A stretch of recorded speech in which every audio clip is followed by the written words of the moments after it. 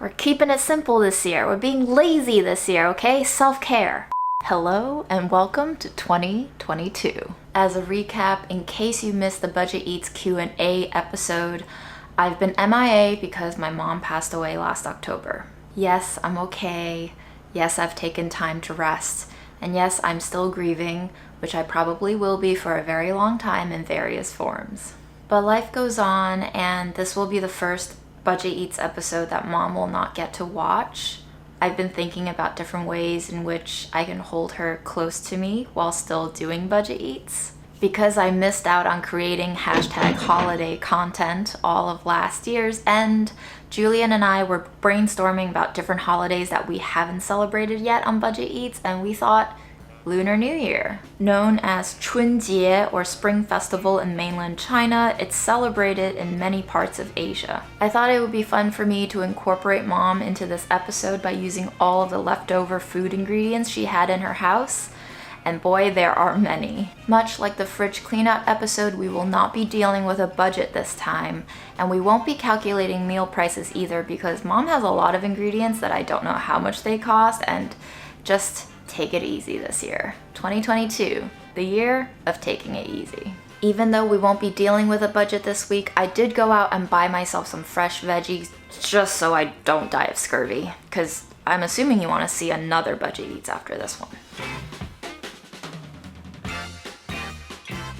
From Apna Bazaar, I got 2 bunches of cilantro for $1. From Food Express Supermarket, I got 2 bags of cucumbers for $1 each. I got some Chinese chives as well as Napa cabbage, both of which feature very prominently in certain dumpling fillings. So yes, we will be making dumplings this time. From my own fridge side, I also have some carrots left over from testing, as well as some broccoli florets. So we should be pretty healthy this week with veggies. Because it's a holiday, I'm gonna give myself the gift of being able to utilize everything that exists in my kitchen. However, once you see how much stuff mom's got, I'm not sure we'll be needing much from my own kitchen. She essentially had a mini grocery store. From her freezer, we have some pork with the skin attached, aka the best kind of pork there is, as well as some frozen fish. I don't know really what kind of fish this is, so we'll have fun cooking it. From her fridge, we have a packet of smoked tofu, we have some avocado oil, we have mystery meat sauce that I think mom made that I have already tasted and I don't think we'll die from it. We also have fermented black beans, some sauce packets, a jar of pickling liquid,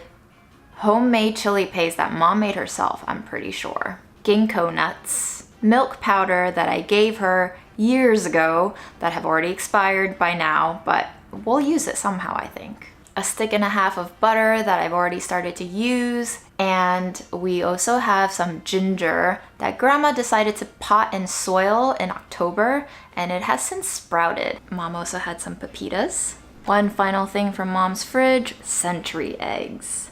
Yum yum. Take a deep breath because we are about to dive into her shelf staples. Mom kept on hand mung beans, sesame seeds, dried mushrooms, various varieties, quinoa, wood ear, silver ear, goji berries, millet, 2 types of rice, glutinous and medium grain, barley, oatmeal, most of which I have already eaten, sorry. Instant mashed potato that I believe I gifted her a long time ago because she loves mashed potatoes. Lotus seed, dried longan, rose from her office. Not sure why she kept some rose there, but we have it now. Some shrimp chips. I ate most of it too. But I figured I show you guys what remains because these are magical to watch cook. And lastly, onion from her floor. Sorry, that was misleading. We're not done yet.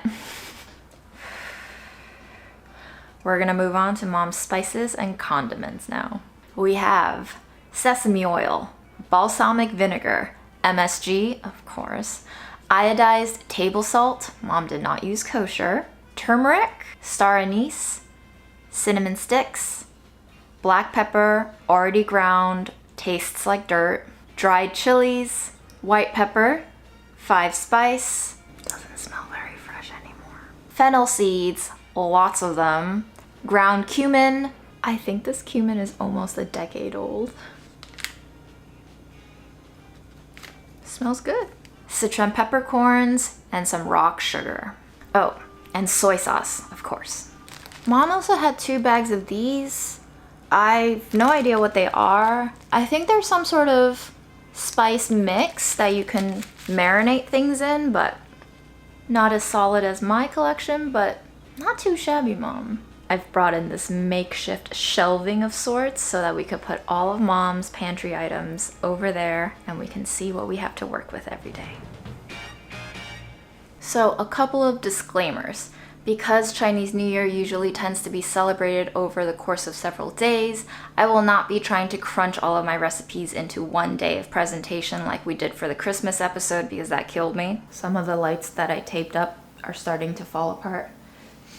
And I feel that we're not killing ourselves this year, no. Instead, what I'll be doing is cooking a whole week's worth of meals with Mom's ingredients and just making them somewhat Chinese. My second disclaimer for you is if you've come to this video hoping to learn about traditional, authentic, real Chinese food eaten during Chinese New Year, you've come to the wrong place, buddy. I chatted up my uncle who lives in Beijing, my dad in Philly, and my grandma about what's usually consumed during the New Year's celebrations, and while there's a few staples that are classic and traditional, the rest is kind of up to personal taste. China is a big place with a lot of different regions and a lot of different customs, and there's just not one right way to celebrate Chinese New Year. My uncle mentioned that there's usually a variety of cold dishes to go along with drinking. You know, New Year, you gotta have the drinks. He likes to make a walnut and cucumber salad along with braised pork knuckles. There's some sliced beef tendons, you know, delicious things. When it comes to hot dishes, there's usually fish because there's the saying 年年有余, which translates to every year there's fish, and it also sounds exactly the same as 年年有余, meaning every year there's abundance. And you probably know this, but every year there's dumplings. They bring wealth.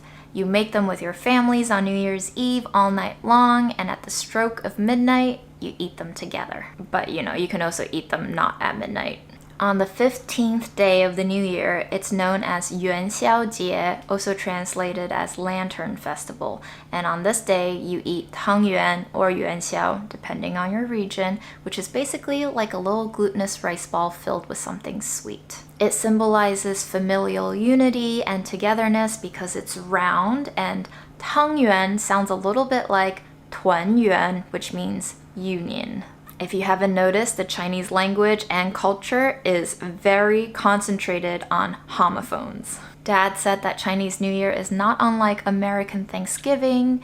All the family gathers together, you set off some firecrackers, you wear some fancy new clothes, you eat a lot of food, a little bit more than normal, and you just enjoy yourself.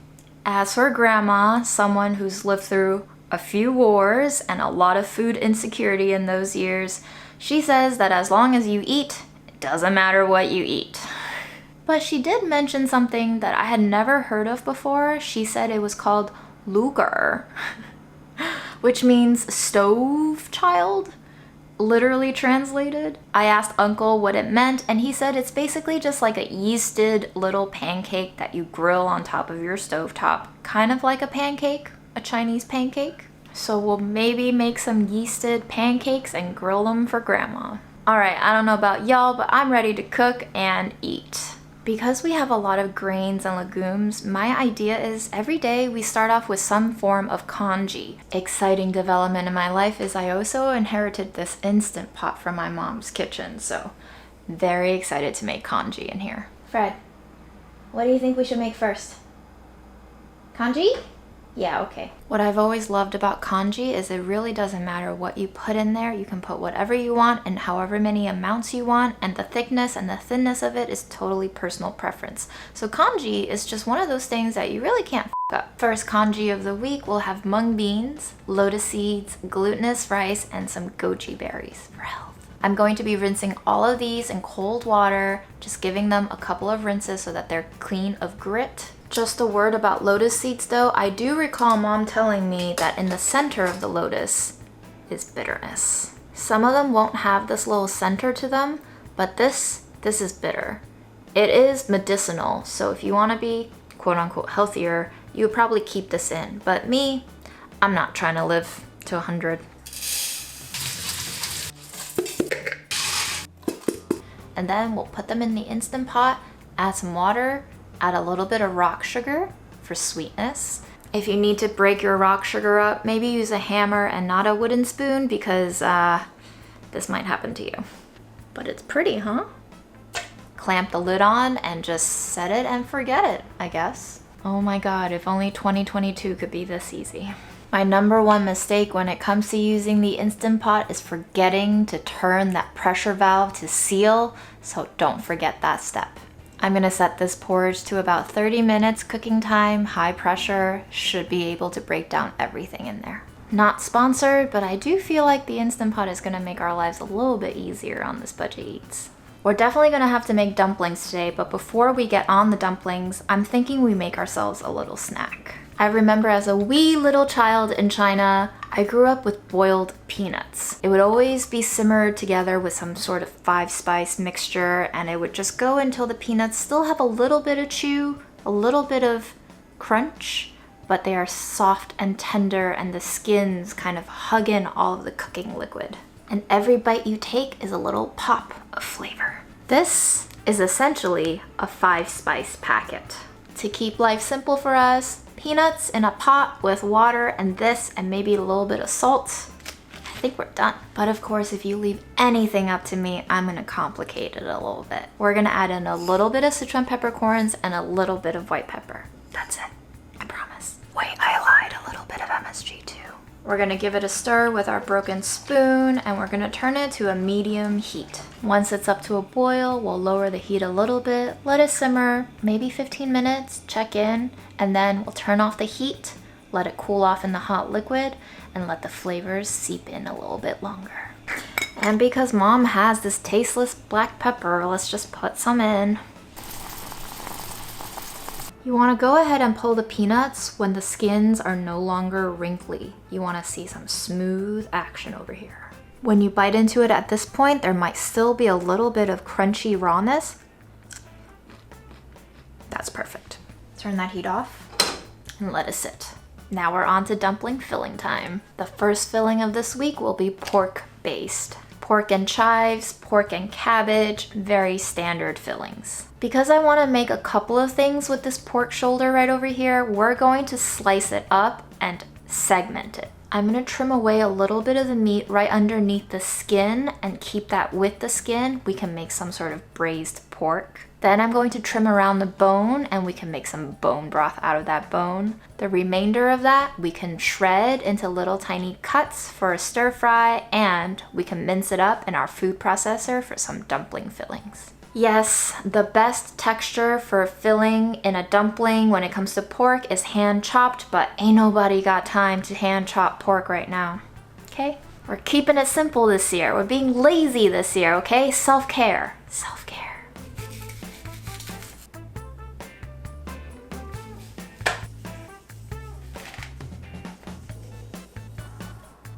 I'm also gonna hit it with a little bit of sugar because sugar is a preservative and it'll add a nice little sweetness to it too. Then I'm gonna do a little dash of Shaoxing wine, and yes, I have said I don't like Shaoxing wine before. But you know what? With gamier stuff like this, and you're letting it marinate, it'll be fine. Plus, Aaron uses this every time in his bone broth and it tastes amazing, so maybe it's not so bad. I don't know. Didn't I tell you I'm not a chef? When you're making your dumpling filling, you definitely want some fatty bits because that's how juiciness gets in there. Do you see that marrow? That's gonna make for an awesome broth. For our bone broth, I'm just gonna drop that bone right in there with the second spice packet. We're gonna fill it up with water. We're gonna add some more spices in there, whatever you want. For my spices this time, a little bit of Sichuan peppercorn, a little bit of Mom's dried chilies, and a little bit of MSG. I'm also going to be fishing that spice packet out of our peanuts and dumping in a little bit of that salty water from the peanuts as well to flavor our bone broth. Clamp the lid on, we're gonna turn it on to manual pressure.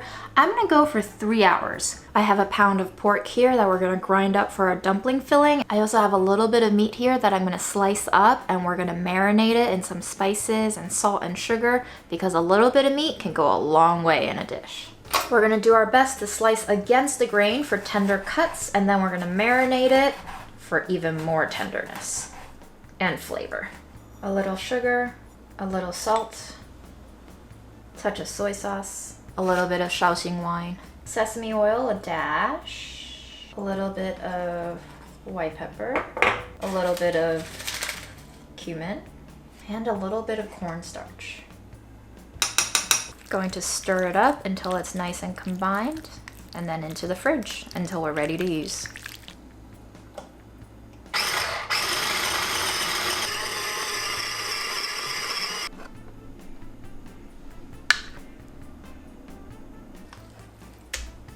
We have 2 bowls of meat that we're gonna mix in different things, but we're gonna spice them pretty much the same. MSG, soy sauce,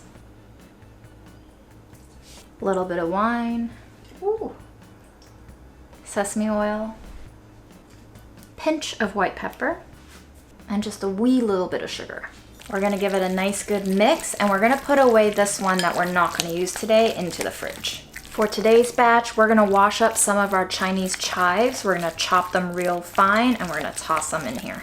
You wanna combine it with your chopsticks until you have a paste-like mixture, and then you can make your wrappers. But first, I think we are due a snack break. I don't know if you can hear my stomach, but I can. Silky, shiny, flavorful. There is something so creamy smelling about boiled peanuts. These are seasoned perfectly. When they're cooked just right, the skin should slip right off when you apply a little bit of pressure between your fingers.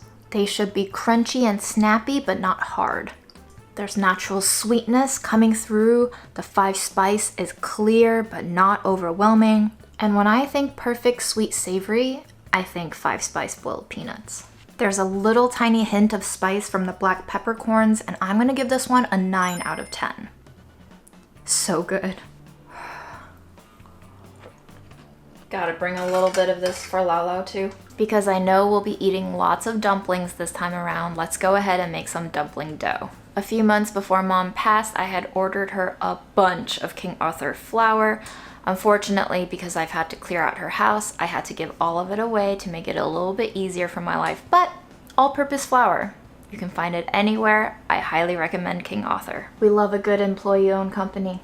All you need for this wrapper is all-purpose flour, cornstarch, salt, and some boiling water. If you want the exact amounts, we got you covered. We'll link the recipe down below. A recipe on Budget Eats, that might be a first. To make your dumpling dough, grab a big bowl, pour in your flour, cornstarch, salt, give it a nice mix with your hands or chopsticks, and then you're going to take some boiling water, stream it in gradually. Once this starts clumping and the water's not so hot, go in with your hands and knead it in. We're going to add in a little bit more room temperature water or more boiling water. It truly doesn't matter. This is going to be an arm workout because you will be working this dough for about 10 to 15 minutes until that dough is nice and has no dry spots remaining. Wetting your hands and working the dough with damp hands ensures that you get a little bit moisture into that dough, but not too much that you're making it gummy. Totally okay if your dough right now has some cracks, but if you see any dry spots, you're going to want to work those a little bit more. Hi, Fred. You checking yourself out in the mirror? This is what my dough looks like at the end of 15 minutes of kneading, and I'm just going to lay over a damp paper towel and just let it rest for 30 to an hour. If you're thinking to yourself, wow, that seems like a lot of work, I'm not sure if it's worth it, of course you can go buy dumpling wrappers. It just won't taste the same. Sometimes, not always, you get what you put in. If y'all are subscribed to our quarterly magazine, you'd know how to make my dumplings by now. But if you don't have it, let's make the wrappers. We're going to section off our dough into portions. We're gonna roll each portion into a log. We're then going to take each log and portion them into about yay big pieces. Really doesn't matter. If your wrappers are bigger, you're gonna end up with bigger dumplings. If your wrappers are smaller, you get the idea. We're going to be placing our dough cut side down on the cutting board using the heel of your palm to flatten it, and then we're gonna go in with a rolling pin. Rotating the disc often, we're going to roll it flat. Don't worry, they don't have to be perfectly round. Once you crimp them, once you eat them, nobody can tell. I do remember we made dumplings on Budget Eats once upon a time. They were with an all-purpose dough. Not the best looking dumplings. These are tested and they are way better. Mom, I hope these live up to your expectations.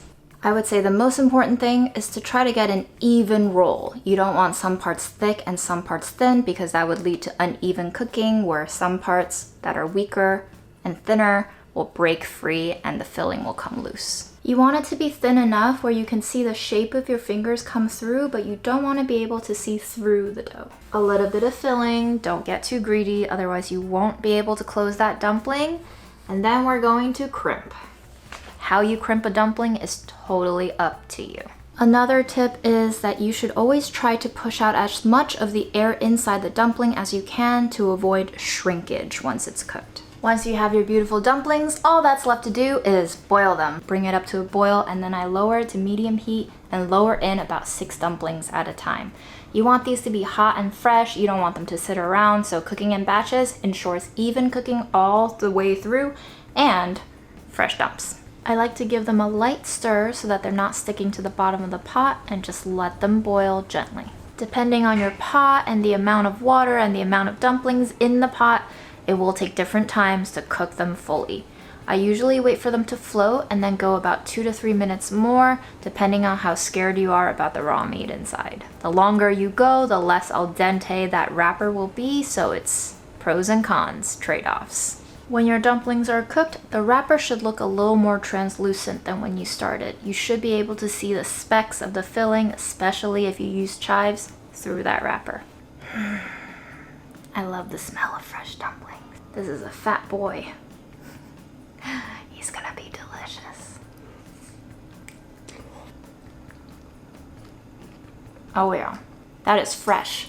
The juice is just dripping out of that dumpling, searing into my hands. Delightful. The best thing about grinding your own meat is that it has that texture that just does not come from store-bought ground meat. To make this even better, we're gonna throw together a 3-ingredient dipping sauce. Vinegar, soy sauce, sesame oil. That's it. Easy peasy. The bounciness of the meat matches the bouncy tenderness of that dough, and man oh man, texture on point. Mom, wish you could be here, but I'm gonna eat one for ya.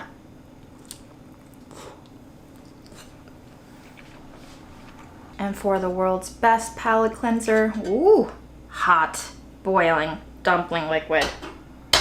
Straight down your arm and hopefully some down your gullet. Cheers. I'm gonna go ahead and give these an 8.9. Let's cook some off and bring it to Grandma.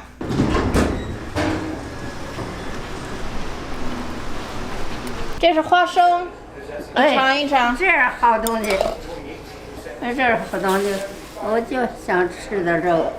1是不好，10是好，你给我打一个分儿。我不会打，那这真香，100分。100分儿，1到10分，10分是满分。你给我打100分啊？真是好吃啊！哦，行。那我就爱吃这个。行，好，这是饺子。哦，您尝一尝我做的。啊，那我真香。香。太香。1到10分打多少？这也打100分。这也打100分。好吃。Another 100。葡萄。有枸杞子，有莲子心，有绿豆，有糯米。哟，这个也得100分。这太好吃了。这也得100分啊！行了，你这留着明天吃吧。最喜欢花生豆。最喜欢花生豆。好长时间不吃了。行，得过半年了吧？过年了。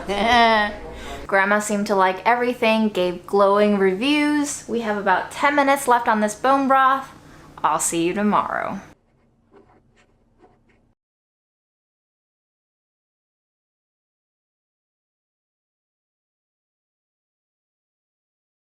Good morning, welcome to day 2. Before we get started on today's meals, I'm just going to update you on what happened to our bone broth. I was actually really disappointed by the performance of the Instant Pot, but I should have known it's a pressure cooker, not really a pot, so none of the liquid really escaped and none of the flavor got concentrated. Basically, after 3 hours of pressure cooking and 2 more hours of natural releasing, the broth was pretty flavorless. So I transferred most of it into Mom's pot that I inherited, and I just reduced it for about another 2 hours until it turned to this gelatinous goodness. I was mainly very surprised that the bones did not turn soft in the Instant Pot. They actually turned a little bit softer in the pot, so maybe I'm just using it wrong. Anyway, I think we have a pretty fun day planned today. The first thing up, we're gonna rehydrate some stuff. I have some sourdough flakes that were dehydrated about 3 years ago. We're gonna try to rehydrate it, see if it has any activity, see if we can use it in our future buns, maybe Chinese pancakes. And then we're gonna go ahead and rehydrate our shiitake mushrooms, our wood ear, and our various other mushrooms that I don't know the name for, but Mom had in her pantry. Normally, I would go ahead and grind these up, use them as little powdering spices too, but I think these particular mushrooms have a little bit of grit in them, so it's best to soak them and just wash that grit off first. Of course, we will be keeping that soaking liquid because that is flavor, baby. For our sourdough flakes, I'm just guessing here in a large, clean, see-through container.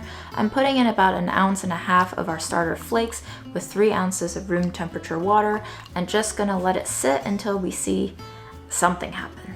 I'm gonna clamp a lid on it every few hours. We're gonna jostle it around just to combine everything. Everybody talks about truffles, but nobody's talking about how good dried mushrooms smell. For our mushrooms, I'm just going to rinse them. Rinse them a couple of times until you see some grit fall off. If I see dirt on any ends, I'll go ahead and just give them a trim now rather than later.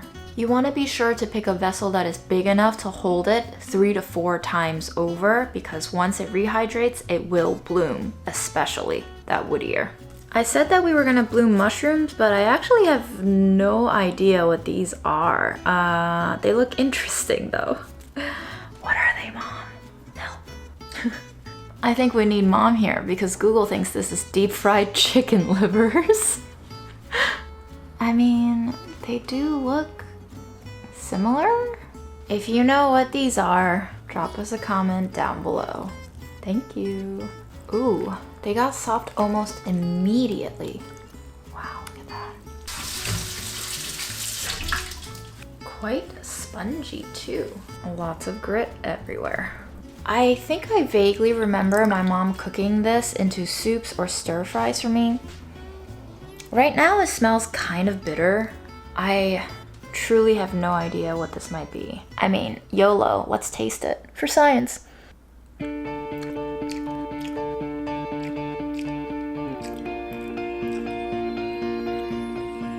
It is rather tasteless and has the texture of a well-worn dish sponge. Yum. I'm sure it'll do great in soups though. Not an episode of Budget Eats without eating some bones, am I right?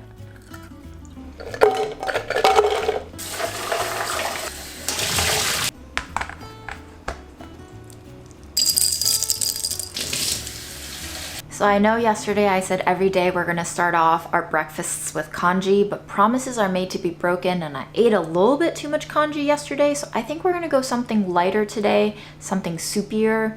I'm thinking silver ear soup.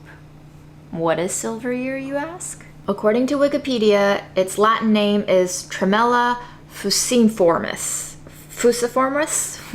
Species of fungus produces white, frond-like gelatinous basidiocarps. God, I feel so dumb right now. It is a parasitic yeast and grows as a slimy, mucus-like film until it encounters its preferred hosts. The more you know. This fungus is commercially cultivated, one of the most popular fungi in the cuisine and medicine of China. This is a fascinating page. I highly recommend reading this if you're bored. Today I learned that parasites make some weird, beautiful things. Look at that. White fungus, looks like puffy clouds, dried up, the bones of angels. I definitely remember mom making soups with this for me and hating it, so today we're gonna do something a little bit different. We're definitely going to sweeten it because it definitely needs that sugar, but I'm also going to grind up some of our coconut and we're gonna make a coconut-based silver fungus soup. We're going to go ahead and rinse our silver year. Another thing that I used to really dislike about silver year was big hunks of it in the soup. Yes, it looks gorgeous, like a beautiful blooming flower, but it is so hard to eat and just makes that tastelessness even more unpleasant. So we're gonna break it up, crumble it while it's still early. Because this is quite fragile, it's gonna break apart in the soup very quickly if we cook it too long. So I'm thinking for the lotus seeds, we go ahead, put them in another smaller pot and cook them on their own and then fold it into the mix once they're ready. And remember, if you don't like it bitter, you gotta get that center out. Let's just try one. Why not?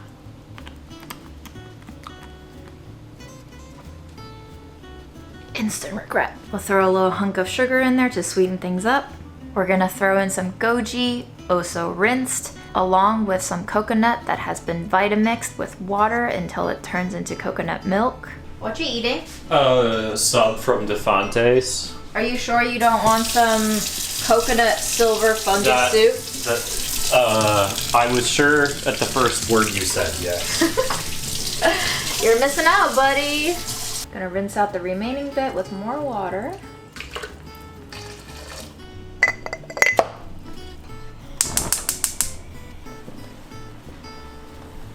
Once the lotus seeds are tender and that syrup is mostly gone, super glazy on the outside, it's time to transfer it into our soup pot. I'm also gonna rinse out this pot with a little bit of water because as you can see, we've developed some nice caramel on the sides and bottoms.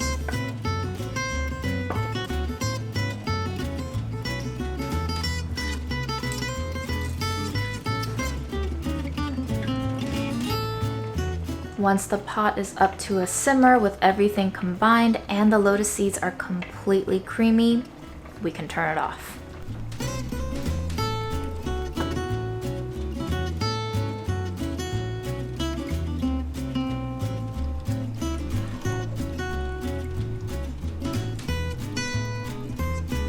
Just smelling it, I have a feeling mom would really love this. That smell of coconut cream, that fragrance that is just so comforting and pulls you in for a hug. Cheers, mom.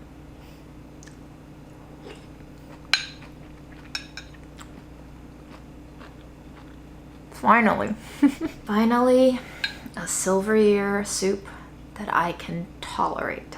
The silver year is mildly crunchy, you can hear it. It's somewhat tart, strange, but with the sugar that we added and the richness of the coconut, it is all good on my spoon. The lotus is starchy and creamy, but not as creamy as yesterday's Instant Pot affair. Overall, I would say the downside of the soup is the texture. The coconut, because we ground it, is a little bit grainy. It kind of feels gritty, but the flavor is awesome. For this one, 7.5. I have a feeling that mom is trying to get me to like all the healthy things that I disliked before from Beyond the Grave. And if you are doing that, mom, thank you. I appreciate you. We'll take some to grandma later, but knowing her, she'll hate it because it's sweet. Next up, let's fry some shit and have some fun.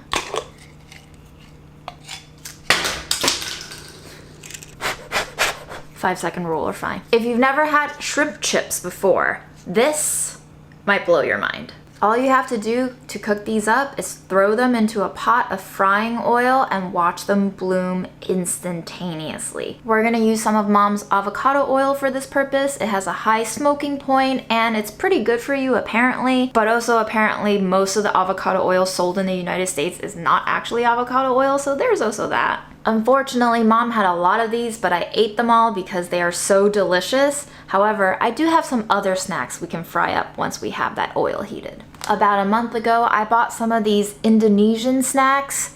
I think they're tempeh chips. So I'm gonna fry some of these up and we'll see how they taste. We're obviously gonna fry up some peanuts because they are the snack to have on the table. Fried peanuts to go along with your beer, your baijiu, your whatever you're drinking. Since we pulled these out, I wonder, do you think starter chips can fry?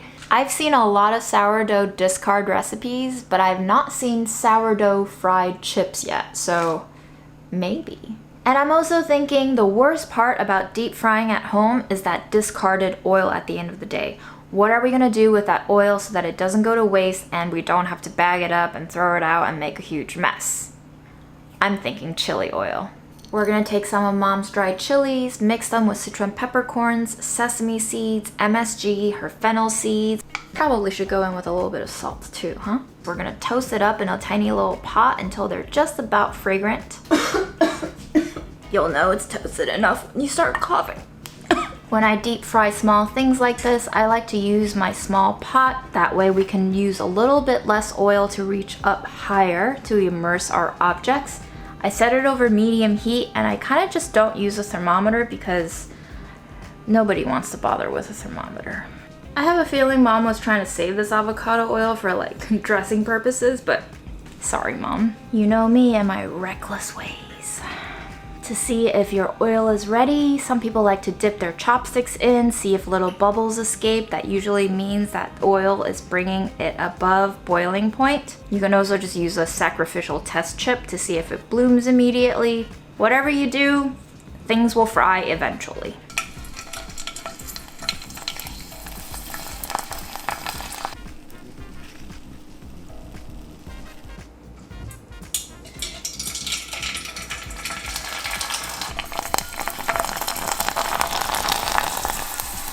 As with frying anything, season it immediately after it comes out of the oil. For me, because I love the pure taste of these shrimp chips, salt, MSG, enough. But you do whatever you want.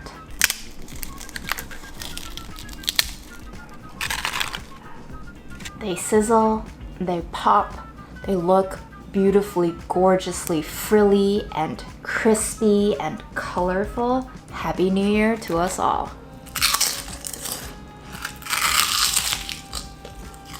I think the number one question that is asked about shrimp chips is, do they taste shrimpy? And to me, not really, but they have a hint of seafood flavor, especially if you sprinkle on extra MSG. Second question is, do the different colors taste different? To me, in a blind taste test, I don't think I would be able to tell, but I've always liked the pink one the most. And man, oh man, that crunch. Can't get over that crunch. And obviously we're gonna take some to Grandma later. Next up, tempeh chips.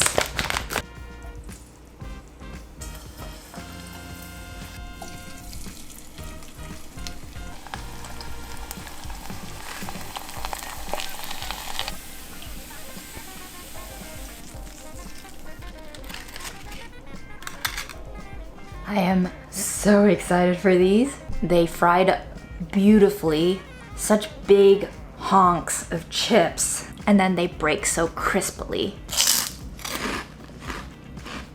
Holy camole. I thought I loved shrimp chips, and I do, but if shrimp chips were a 10, I'm crying. These are like a 17. How do I describe this? These are like the chocolate chip cookies of chips. Grandma's gonna have to get some of these too. Next, time for our experiment. I've picked out some of my biggest pieces. We'll see if they're easier to fish out of the frying oil.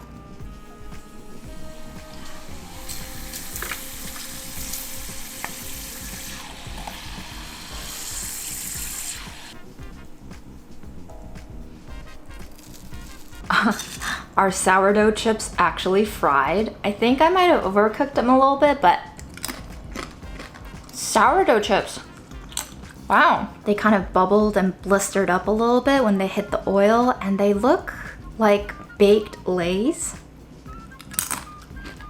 It's a little bit funky, like sourdough discard, but also deeply delicious. Especially the ones where there's whole grains that I put in there. Those pop like popcorn. Or rather, I should say the taste tastes like popcorn. When it comes to frying peanuts, be careful.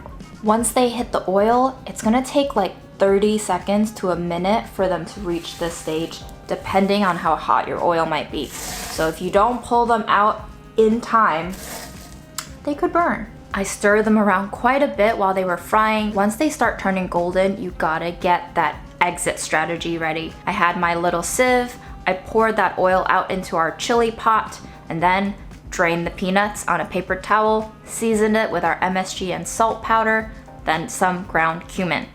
I gotta say, this ground cumin, China, there's something different about your cumin. I don't know what it is, maybe I grew up with this kind of cumin, but it tastes so much better than the cumin that I find in America.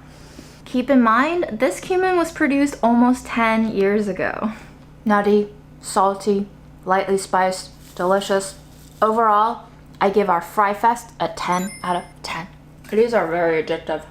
And yes, of course, Grandma is gonna get some too. Our chili oil, made of mostly seeds, is not that red, but it smells amazing. So once this cools, we'll jar it up. Because we just had a snack meal out of fried stuff, I think we should eat some salad. Cucumber salad, to be precise. And to keep things simple, we're just going to season it with 2 things: Mom's pickling sauce and our freshly made chili oil. Unfortunately, Lalao cannot have spicy things, it triggers her cough, so I'm gonna make her a version with the pickling sauce and some sesame oil. That's it. The ingredients in this sauce include water, rice wine lees, wine, salt, MSG, spice, which includes shallots, ginger, Chinese prickly ash, aka Sichuan peppercorns, and fennel. MSG. Very simple, you've seen me do this before. Wash your cucumbers, trim off the ends a little bit, cut them into quarters, smash them so that you expose those scraggly little inner edges for that sauce to cling onto. Throw them into a big bowl, throw in your flavorings, toss, toss, toss, eat. As always, taste for seasoning. If you like it heavier, go with a little more seasoning. I feel like Lalao's version really benefits from that sesame oil, so I'm gonna go ahead and add some to our batch too.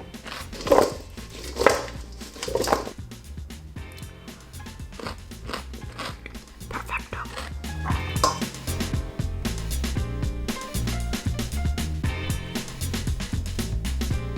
And obviously, a little more salt or MSG never hurt anyone. Without fail, cucumber salad always satisfies. I don't know what it is about it. It's simple, it's fresh, it's salty, umami, and just so good. This is a 9 out of 10. 10 minutes. That's it. And now it's time to make our dumplings of the day. I'm thinking pork, shiitake, some cabbage, and maybe we'll try to see if Mom's ginger is still usable. Seems fine. For our cabbage, take 2 washed leaves, chop it really fine, toss it in a huge bowl, add some salt, toss it around, let it sweat on its own for about 15 minutes while you prep everything else. We're gonna go ahead and take a few of our rehydrated mushrooms, chop them real fine as well, and add them to the pork. Go ahead and grate some of this old ginger right in. And don't worry if you're worried about this green tinge on the inside of this ginger. I had Aaron look it up. Apparently, according to the internet, it's safe. So if we die, what's wrong with you, internet? Give us real news. Now, sometimes in pork dumplings you have shrimp, but I don't have shrimp on hand today. However, I do have some dried shrimp paste. So I'm gonna chip a little bit of this off. It's very potent, very salty. We're just gonna mix it into our filling. I should let you know now that I've never used this ingredient before. This is a new thing for me, so stay tuned. In addition, I'm also gonna go in with a little smidge of Mom's soybean paste. A little sesame oil, a little cumin, and white pepper. Now normally this would be a little bit too much cabbage for me in my pork dumplings. However, Grandma hates eating vegetables, so any way I can get her vegetables in, I will do it. So here's to you, Grandma. To health. Once everything is in a bowl, just go ahead and stir crazy. You want everything to be combined into a mush. ASMR. If your dough starts to separate like mine, don't worry, it'll be fine. We'll portion it, we'll squish it, we'll roll it, it'll come back together. In the meantime, that looks fun, huh? It's like string cheese. Weird. Roll it out, divide it, squish it, roll it thin. Starting with your dumpling wrapper, you can say no to the societal expectations of beauty standards. I remember as a kid, I felt really insecure one time when we were all crimping dumplings as a family and mine were just ugly and fell apart in the pot. And you know what? Those will happen, but so will beautiful dumplings. And the fun thing about beauty is, you can decide what is beautiful.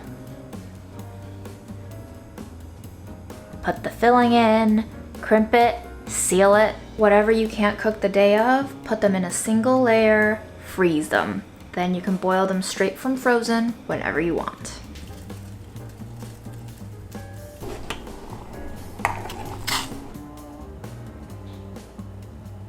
Same dipping sauce as yesterday, some balsamic vinegar, soy sauce, sesame oil, but for Aaron, we'll drop in a little extra spicy chili oil that we won't give Grandma.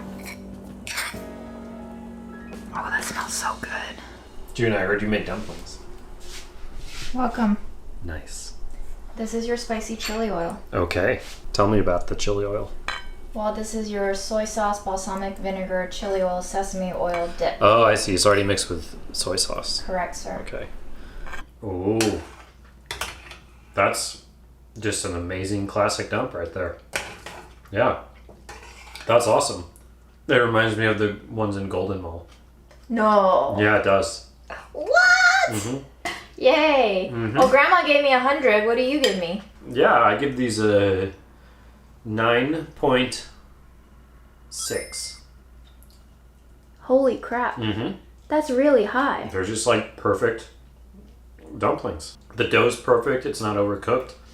It's chewy. It's got a great texture. It's not too thin, not too thick. The filling's awesome. Just has those classic flavors. These are awesome. Oh, these are juicy. Yeah. They're juicy too. Oh my god, there's soup inside. I would say if I had to find something to complain about, the fillings are not diced very small. Correct. So it's sort of like a different texture in your mouth. I kind of like that though. Yeah, it's not necessarily fun. a bad thing. It's like just, chewy. It's just a little different than I think other dumplings. 这个粥有银耳，有枸杞子，怎么样？1到10打多少分？1到10，这个得打100分吧，好吃。不能老打100分啊！打95。人家1到10，你打95。哎，好吃。好吃。为什么好吃啊？它这里头佐料多呀。佐料多就好吃啊。做的这里好。黄瓜。黄瓜。这味儿还挺好。打90分吧。90分。1到10啊，那就是打9分。9分。95吧。我还有饺子。我还有饺子。新的饺子。哎呦呵，饺子。好，这饺子100分。100分。好吃。今天好吃还是昨天好吃？2天都好吃，那俩我都喜欢。行，好。我还有零食。还有啥？炸片儿、虾片儿、豆片儿。哪这么多呢？哎呦，真酥。100分。这不是我做的，这只是我炸的，好吃吧？特好吃。你炸的就是你做的呗。这个花生，因为你容易咳嗽，我就给你吃2根儿。别吃太多。好吃吗？好吃。底下还有虾片儿，你看底下还有虾片儿。好，谢谢。那花生给我撂下。Despite explaining to Grandma that our grading scale runs from 1 to 10, she continues to give me 100 on the dumplings, 100 on the congee. The only thing that she didn't really love was the cucumbers because I guess vegetables. She gave me a 90 on that one.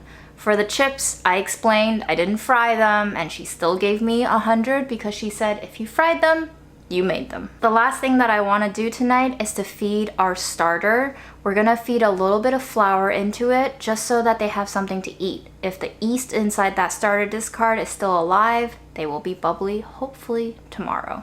By now, our flakes have completely disintegrated into the water and it's pretty much a slurry. I'm just gonna go ahead and feed it about 2 tablespoons of flour, mix it in until it's all smooth, and then we're gonna lid it and wait until tomorrow morning. Hopefully there will be bubbles and activity. And with that, I'll see you tomorrow. Good morning and welcome to Wednesday. Last night I lost a lot of sleep thinking about how it is I'm gonna be able to make everything that I wanna make using up all of Mom's ingredients, and I came to the conclusion that I'm not gonna be able to. Mom left a lot of ingredients and it would probably take me like a good half year to get through all of them. Especially that soy paste, that might last me the rest of my life. So obviously this is gonna be a different budget eats. We're not gonna be able to wipe everything off of that board, but you know what? That's okay, because if Mom were here, she would tell me that this is not important. I think she would say that what's important is that we're having fun, we're making the stuff that we wanna eat, and we're taking it easy. After all, it is the new year and we don't want any of that bad juju of unnecessary stress. We only want jujubes. Also known as Chinese dates, these are an interesting creature. Dried versions of fresh Chinese dates, these have a leathery, almost thinly plasticky skin with a very soft, slightly chewy, slightly foamy inside. And while I love eating them raw like this, Mom used to put it in all of her congees because they were supposed to be good for iron deficiencies and, you know, menstrual cycles. But I guess we'll do it in honor of Mom. So I'm thinking what we'll do is pit some of these dates, chop them up, put them into the Instant Pot with some millet, glutinous rice, and peanuts, and set it and forget it. Please don't sue me. I know that's trademarked. Of course, as with most of our grains, we're gonna go ahead and rinse off the millet. Mom always liked to wash the dates too, so we'll just give them a little shower. As far as dried fruits go, if you're expecting these to be anything like Middle Eastern dates, you are mistaken. These are sweet, but also tart, slightly medicinal tasting, and they're very spongy, not really fudgy. More than anything, these kind of taste like fluffy fruit leather to me.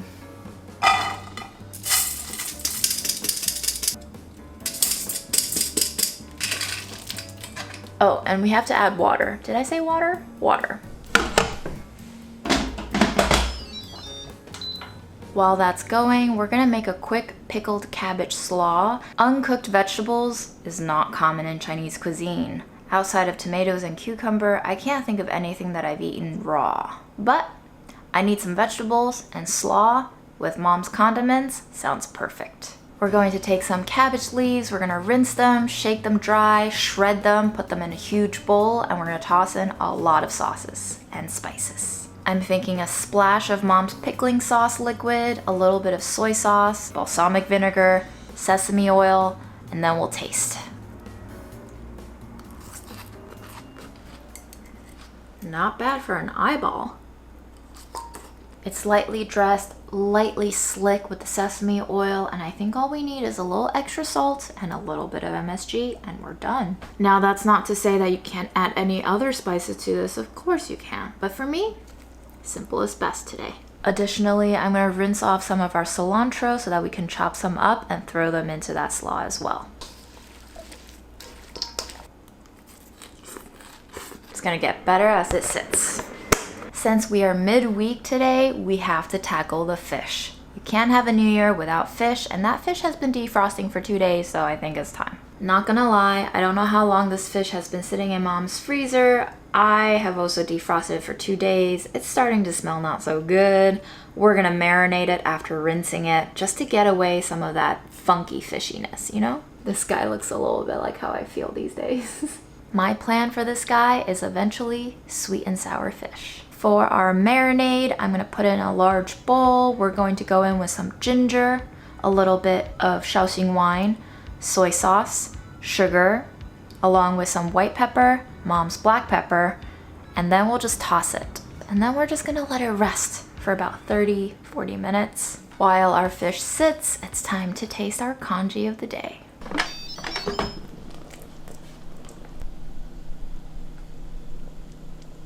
To jazz up our congee a little bit, I'm gonna toast some coconut shreds over the stove top for a little topping.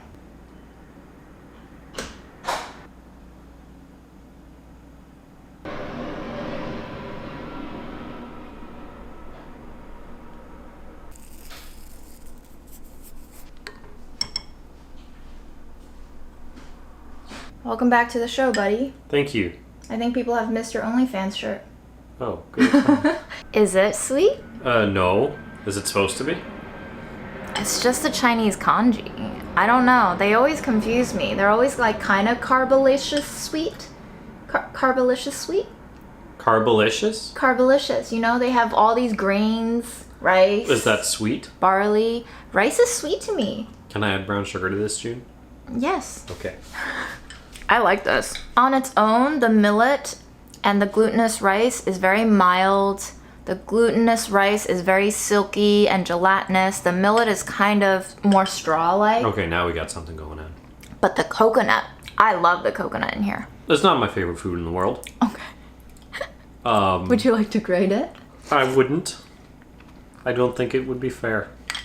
Wow. Just because I'm not a big congee lover. And that's how you grade without grading, folks. I'm gonna give this one an 8.2 out of 10. I think it's pretty solid. It's not very sweet at all, but you can flavor it like you saw Aaron did with whatever you want. For me, the toastiness of the coconut is really delicious. It's very, very nutty. It's very, very fatty, almost buttery. And if you don't hate coconut like Aaron does, I highly recommend it. I'm gonna give Grandma some more dates because she loves stuff in her congee. For our sweet and sour fish, we're gonna go ahead and make that sweet and sour glaze. In a small pot, we're gonna go in with a little bit of our chili oil that we made yesterday, along with some ginger, some garlic, a little bit of mom's fermented black beans, as well as a little bit of salt. Just a little pinch because the beans are already very salty. We're going to stir that and fry it until everything's fragrant.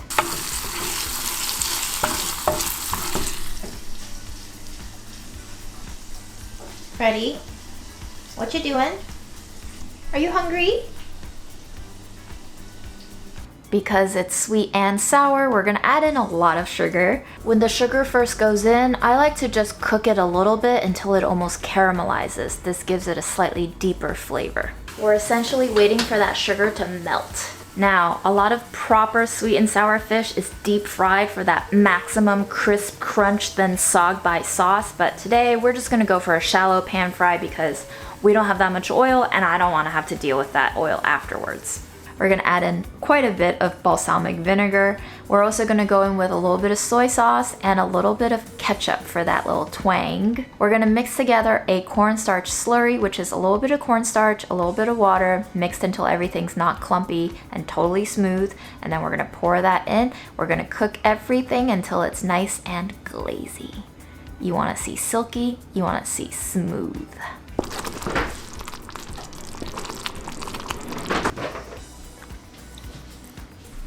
Ooh, that's good. That is it good. spicy? It's spicy, it's gingery, it's sweet, it's sour, it's a lot of things. This is an everything flavor sauce. Sure is. I even taste some like woolly mammoth in there.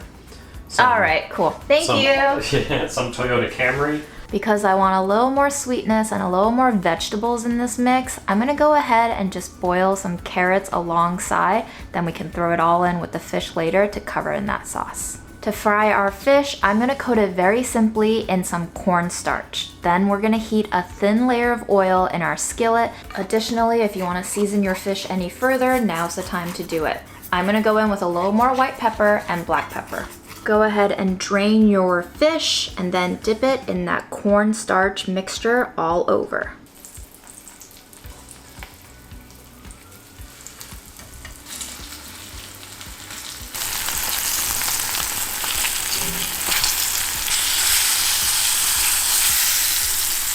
We'll cook the fish in batches. As soon as they're done, put them in a large bowl, dump some of that sweet and sour sauce on top and coat.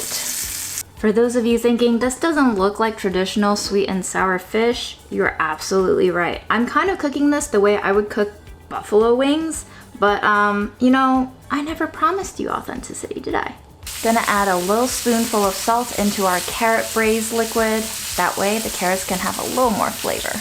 Once the carrots are out, we're gonna go ahead and blanch some wood ear as well. Wood ear doesn't take a long time to cook. We want it to stay nice and crunchy crispy, so we're just gonna let them blanch for maybe about a minute. Because we made our glaze spicy, I'm gonna make a non-spicy version for Lala in our wiped pan, and then we'll see if she likes it later.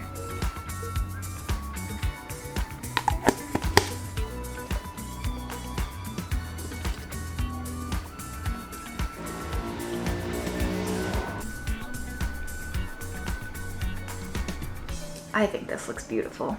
But you know what? More sesame seeds, I think. How many fishies would you like? 2. Okay. So I do have to warn you, there might be bones in this. Okay. Just I'll be careful. be careful. One of your better looking dishes you've made recently. I love the sweet and sour sauce and the carrot. I love the carrots, they're so tender. They're like not mushy, but they're fork soft. So there's a way to eat this fish. You like extract the fin and then you can extract all the bones, but The bins. I'm just gonna go for it. There's a lot of bony boys. I'm a little scared to eat this, honestly, June. Can I just take a tiny bite and give you my review? Okay. It's basically like looking at a bunch of hypodermic needles in your food as you're eating it. Yeah, Mom left us a scary fish. It's very scary. But it is delicious, no? I'm trying to figure that out right now. I think this is mainly a feature of the sauce. You're basically featuring the sauce here, Correct. right? Yeah. The sauce is definitely the star, and it's excellent. I would eat anything covered in this sauce. I love the sauce, but I'm terrified to eat any further. So I just chewed through the bones, but obviously not for everyone. Mom picked a very, very scary fish where there's a lot of bones everywhere in the fish. So the best part of this fish is right along the spine, because once you've detached the 2 flanks of bones, this is all boneless. This is delicious. Unfortunately, it's all booby-trapped with needles on either side, so you have to be very careful when you're eating this fish. However, I will say the fry is perfect. It's crunchy and the sauce has sogged it up just enough that you still get a little bit of crisp when you bite down, but for the most part, it's sticky, sweet, salty, spicy, and a little tart. Bones aside, this dish is exceeding my expectations in every way, and you know what? I'm gonna do it. This is a 10 out of 10 for me. Carrots, wood ear, perfectly seasoned, perfectly textured. I don't know what to say. Except go me. Next thing, dessert. If there's one thing I knew at the beginning of this episode that I wanted to do for sure for Mom is 开口笑. Literally translated, open mouth smile. This is a fried snack that is crunchy. It's almost like a little cookie ball covered in sesame seeds. And the characteristic thing about it is when it gets deep fried, it splits open as if it's laughing. Sounds kind of creepy, I know, but Mom loved this snack, and apparently it's eaten around Lunar New Year's because who doesn't want happiness for the new year? While I have always bought this snack from Mom, I've never made it before. So today, we'll have to see what happens. We unfortunately don't have enough avocado oil left to deep fry, so I'm gonna move on to my own store of peanut oil, which is honestly my favorite kind of oil to fry in. Scratch that, I don't have peanut oil anymore, but I do have canola. Canola it is. For my specific dough, I think I'm gonna use some of Mom's leftover expired butter, and to take it one step further, we're gonna brown that butter. Fun fact, if your pot is searing hot and your butter is super old, it will brown almost instantaneously. 10-second brown butter. Mom, you're a genius. To make our experimental 开口笑 in a large bowl, I'm gonna go in with some all-purpose flour, cornstarch, sugar, milk powder, baking powder, baking soda, a little pinch of salt. Once all your dries are in, make sure you give them a little whisk before you add in your wets. Then we're gonna add in an egg plus 1 yolk because mom deserves that extra yolk. And then we're just gonna try to bring that dough together. If it doesn't come together, I'm gonna stream in a little bit more of the egg whites.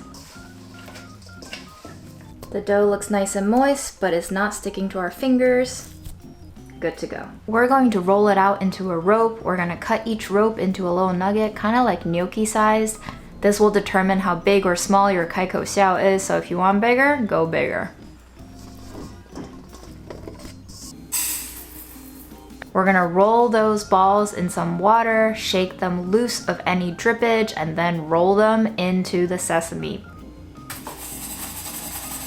Once they are fully coated, go ahead and heat up your oil.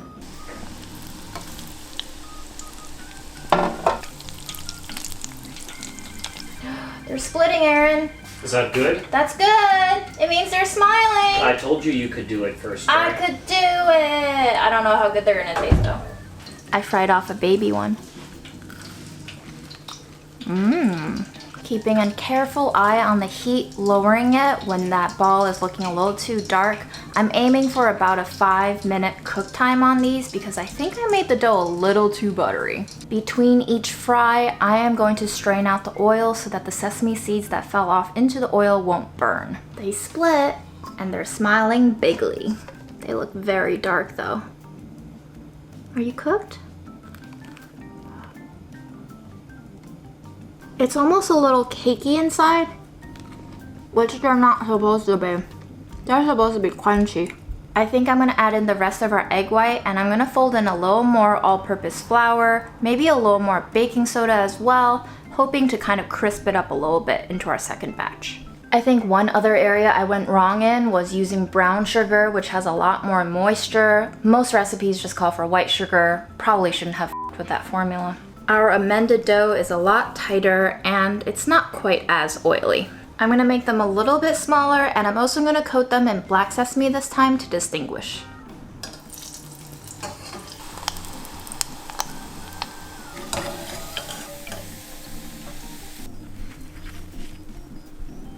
Ominous days, it just turned so dark outside, and the second batch is not really much better. Yes, it cracked, and yes, my oil got a little hot, but I don't know, man. It's still soft and cake-like on the inside. Maybe I messed up with the cornstarch. For what it's worth, sugar level's good. But man, I guess I'll have to keep buying this.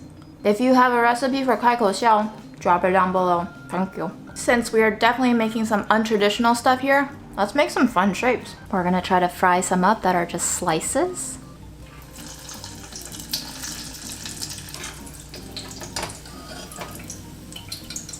And because I'm getting lazy, we'll just fry these whatever shape you want to call them. These slices are fun. Still pretty cakey inside, but you know what?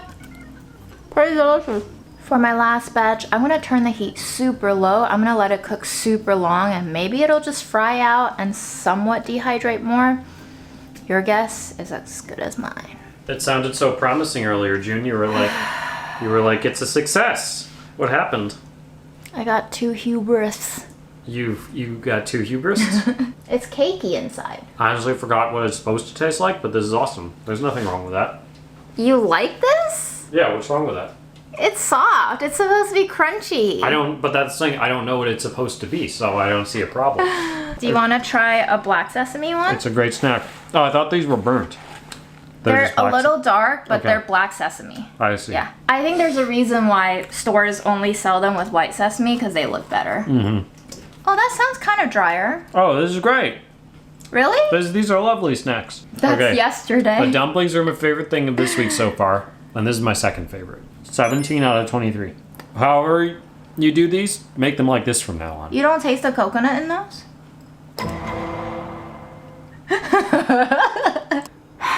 Well, Mom, all I can say is I tried. Aaron liked it at least. All in all, I'm gonna give myself an 8. Why not? Now let's bring some to Lolo. 我给你撒一点椰子，你等一下，撒一点椰子。怎么样？好，那1到10打一个分儿那就10分呗。 ，10分。She finally says 10 instead of 100. 然后有鱼，这个可得留着。您尝一尝。尝一点。 Yes. Nice. 行了，留着明天吃。那100分。不能老给100分啊，姥姥。你看，还有萝卜，你不再多吃了。吃一块萝卜。这是什么呀？胡萝卜，哦，然后木耳。好吃吗？这是什么？木耳，木耳，鹿耳。木耳。木耳。Oh my god！ 这是我做的甜食。这样行。吃完再打。 Grandma wasn't crazy about the fish. She said it was a little spicy. Must have been from the Whittier. As for the cookies, she really didn't have much of a feeling about it either. But the congee, she liked. She likes all congee. She gave it a 10 for the first time today, not 100. I'm gonna fry some millet up for potential experimentation tomorrow, but in the meantime, can you let me know why my frying oil is foaming up like this? Drop a comment down below. Thank you. And I also just realized that we completely forgot to try this salad. At least there's always shredded cabbage. Nothing too special, but simply delicious after all that fried food. I'm gonna give it an 8. All in all, not a fantastic day, not a complete show either. I guess it was a Wednesday, and I'll see you tomorrow.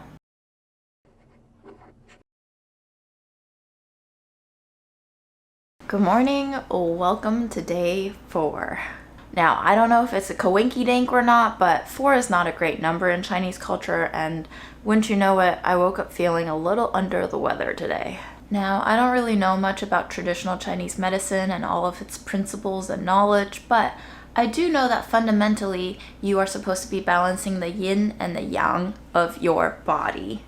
You don't want too much masculine energy, you don't want too much feminine energy. You want to be gender neutral. One way you can become that androgynous imbalanced being is through your diet. Now there are foods that are considered hot and there are foods that are considered cold. And yesterday, having eaten spicy, fried, sugary all day, my hot is through the roof, which might be why I don't feel so good. To balance my hot, I should be eating some foods that are cold today.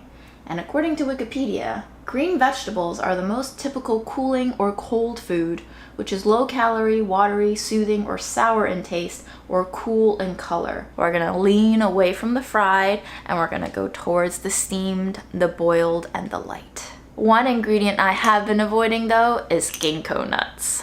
While ginkgo tree is probably my favorite tree leaf, I hate ginkgo nuts. They drop in the summer, their fruit smells like rotting flesh, and these nuts are bitter. Mom had a whole container of these in her fridge. I tried one and I was like, nope. Nope. But when you're sick, you gotta take your medicine. So today, congee is gonna have ginkgo nuts in it. For the base grains, we're gonna go with some barley, some oat. We're also gonna put some goji berries in there, some ginkgo, obviously, and finally, longan, dried longan. I don't know why Mom had this, but she had a lot of things that I don't know why she had. They have a thin shell that you can very easily crack with your hands if they're kind of leathery. If you have gentle princess hands, please don't do this, you might hurt yourself. And then inside is a little fruit. Now this is dried longan, so it's pretty dehydrated. There is a pit on the inside, but I'm afraid we won't really be able to, well, no, never mind, I take that back. We can peel it. There you go, longan. So I'm gonna go ahead and peel off a few of these, and then we'll throw it all into the Instant Pot with some water, slap the lid on, you know the drill. If you're curious what longan tastes like on its own, dried, quite delicious. A little bit like fruit leather, a little bit figgy, a little bit papaya-y, a little bit datey. I dig it. Really sweet. I asked on Instagram how all of y'all celebrate Lunar New Year, and some of you said that you eat vegetarian for the first few days of the New Year.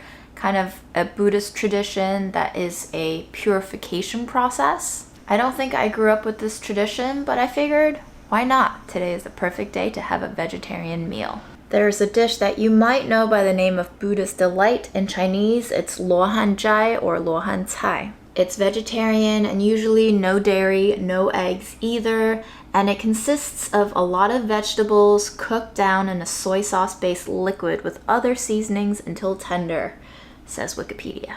The dish is usually made with at least 10 ingredients, although more elaborate versions may comprise 18 or even 35 ingredients.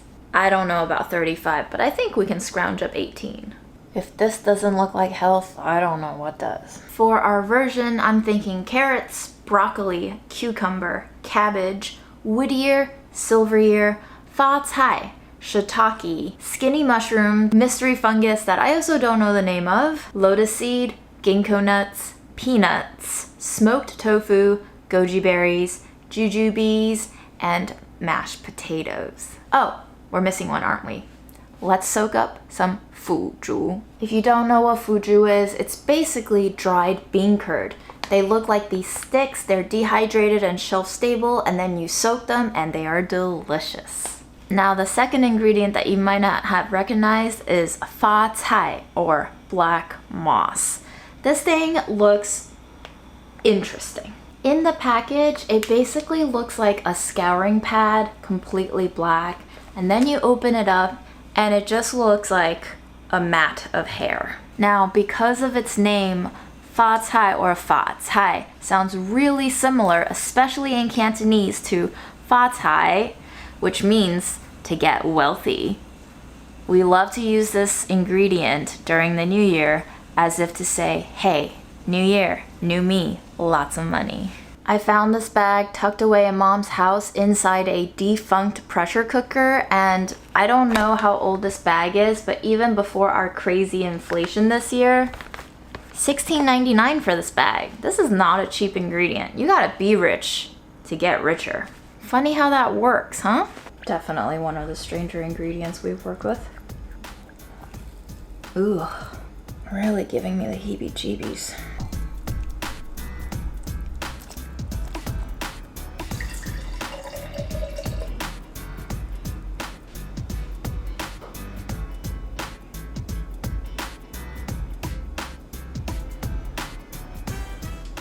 And you know what? Just to be the overachiever, why don't we go ahead and throw in some longan too. Soaked this time. We're gonna go ahead and chop everything up into bite-sized pieces, and then we're going to make a base broth sauce in which we can start to boil all of these things, starting with the hardest ones to cook. Into our pot, we're gonna pour in all of the mushroom broth that we have. This is gonna be our base liquid. Then I'm gonna go in with some slivered ginger, along with a little bit of MSG, sugar, some of our soy paste, that's gonna be most of the salt. Then we're also going to go in with furu, which is fermented tofu, very pungent, very funky, kind of delicious. We're gonna go in with some fermented black beans as well, lotus seeds, and ginkgo nuts. I was thinking we could make like a little tiny dumpling or gnocchi of sorts out of this instant mash. It's gonna be 4 ingredients: instant mashed potatoes, all-purpose flour, chopped cilantro, salt, and finally some liquid. I'm gonna use the soaking liquid from our fuzhu, which is a little bit creamy and tofu-y in flavor. Kneaded until we have a dough. If at any point your water level is getting a little bit low, use any of your soaking liquids. They have a little more flavor than just water. And then we're going to make a cornstarch slurry and set that aside for later. Then, just like gnocchi, we can roll it out, chop it up, and plop them in.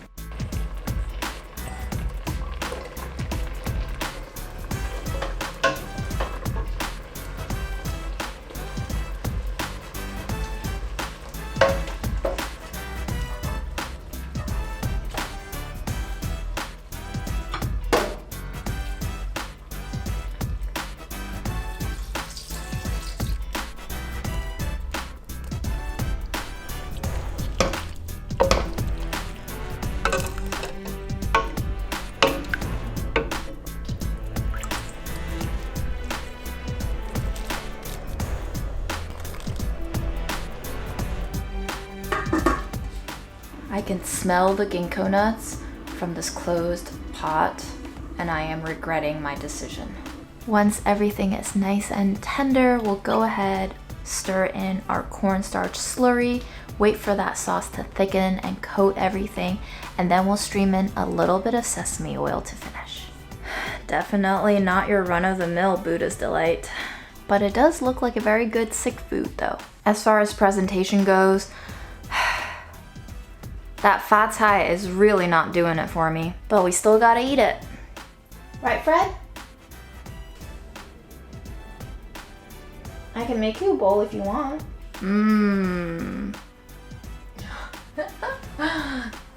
That was an immediate no. You know, we've cooked a lot of things on Budget Eats. I'm not sure I've ever been quite so scared to try a dish as I am right now. I can smell the ginkgo. It is all I smell. It is intense. Even the sesame oil cannot cover it. My enemy, the ginkgo nut.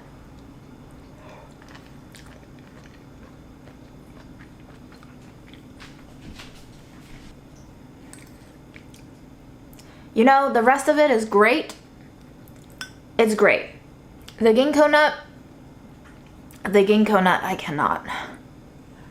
I think the key is to use 1 ginkgo nut per pot. You can hide it in the sweetness of the tender carrots, the umami of the mushrooms, the fun stringiness of this hair mossy vegetable thingy-majiggy that's gonna make me rich. The peanut is slightly sweet, slightly earthy, super tender. And you know what? The hair moss kind of does taste like a very skinny vermicelli. Very interesting texture. The gnocchi, super satisfying to bite into. Nice pop of cilantro freshness in there. The lotus, buttery, mashy, super soft. Overall, this is not bad. Just don't use ginkgo. Ever. I think I'm gonna give this one like a 6.9. Not quite a 7. It's just, I don't know how to say it, but that ginkgo nut really f***ed up. And for a double dose of health, our congé's ready. I am trying to make peace with the scent of ginkgo nuts. Exposure is key. Acceptance is bliss. This is by far the lightest congé we've ever made. I think this could almost qualify as a soup because it's not very starchy and velvety in its texture, but oh yeah, tastes like health. The barley is completely soft, still a little bit of texture, but for the most part, all I taste is carby wholesomeness and a little bit of buttery hints. The longan has no flavor left whatsoever. It has lent all of its flavor into the liquid. Right now, it just tastes like lychee flesh with 0 flavor. Well, there's the ginkgo nut. Let's get this over with.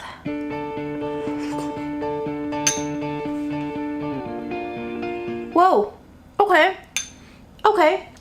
Fun fact, if you pressure cook ginkgo nuts, they don't taste that bad. Instead of a 3-day-old fart, they kind of just feel like a shadow or a ghost of it. Wholesome, bland, nutritious, and easy to digest. This one, I'm gonna give it a 7.3. I have a feeling that since all the flavor is in that watery part of the congee now, probably the nutrients are there too. So I'm gonna put in my thermos and we'll drink on it throughout the day, and hopefully tomorrow I'll be as good as new. Next up, we're gonna try to make some of those yeasted pancakes that Lala was talking about, those luger.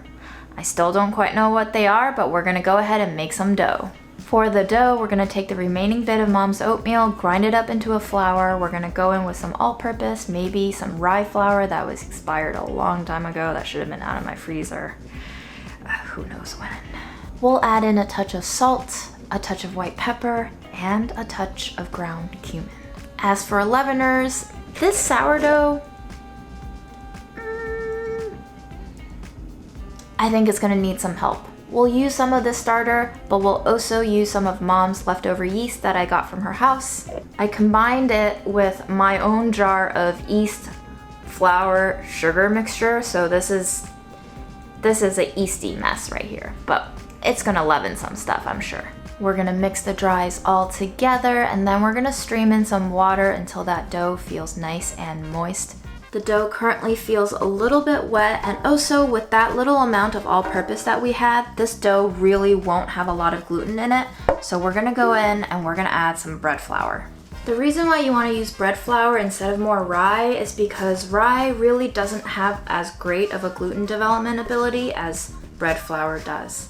If you want some stretchy elasticity, bread flour is the way to go. Especially because we used a lot of oat flour, which basically has no gluten in it whatsoever. We're gonna go ahead and knead it until it still is very sticky, but won't stick to wet hands or scrapers. At this stage, we're gonna cover it and we're gonna let it sit until it blooms.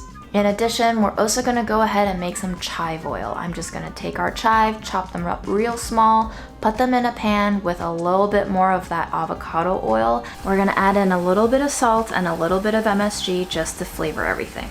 Because we have very small pieces of chives, be sure you're stirring and agitating frequently to fold everything together so that nothing burns. You'll start to see the colors of the chives turn dark forest green. At this point, be careful, they are definitely cooked. Now they're just gonna crisp. We wanna stop them short of burn. Once you start to see the first signs of golding, take it off the heat because the oil is still hot and it is still frying in there. So carryover will be enough. Strain them out once it's cool and hopefully we'll have fragrant oil. That oil should be bright green. Next project, skin on pork shoulder braised in the Instant Pot. I'm gonna go ahead, chop up an onion, caramelize it in this pot that still has our chive oil remnant. Am I crying because of onions or am I crying because of mom? I guess you'll never know. We're gonna go in with a little bit of garlic, a little bit of ginger, and while that's going in the pot, we're gonna go ahead and slice up our pork. The marinade has kept this pork very, very fresh. I want little tiny cubes about yay big. Mom also randomly had coffee filters at her place without a coffee maker, so I'm gonna put in some of her broken Chinese cinnamon and Sichuan peppercorns in here and try to make a sachet. Hopefully it doesn't all come apart in the pot.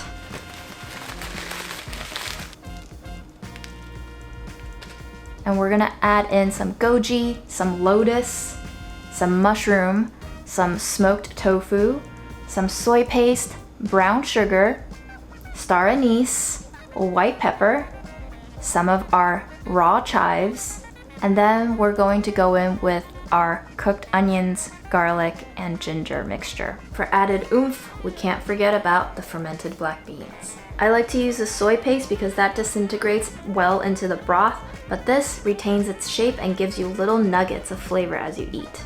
I realize now that it might have been smarter for me to add in the soybean paste with the mushroom liquid first to disintegrate it together until it's smooth, but too late. We're gonna give it a nice stir, and then we're gonna cover with a few leaves of cabbage just to keep that flavor underneath. Close the lid, you know the deal. While we're waiting for our dough to rise and our pork to cook, I figured why not give myself an impossible project?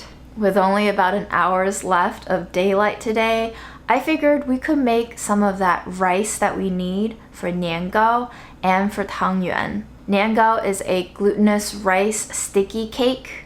It's usually just steamed. There's sometimes dates or peanuts in it, served different ways. I have never made it from scratch with rice flour, and I've definitely never made it from scratch with whole rice grains. But we're gonna attempt it today. Mom had a lot of rice at her house, even more than what I have here. I had to give some of it away, but you know what? She gave us rice, so let's try to make some rice cakes. We're gonna have to put our Vitamix to the work again, just so that we can have some rice flour. I'm not sure how fine it's gonna grind it, but let's see. Pretty damn impressive. Hell yeah. Oh my god, and it's so warm. Some recipes say that if you only use glutinous rice flour in your niangao, it might be a little too soft. So to give it some hardiness, I've seen some recipes that incorporate both long grain or medium grain with your glutinous rice. So we're gonna go ahead and grind some of this up too. For our tangyuan, I plan on doing different colored wrappers.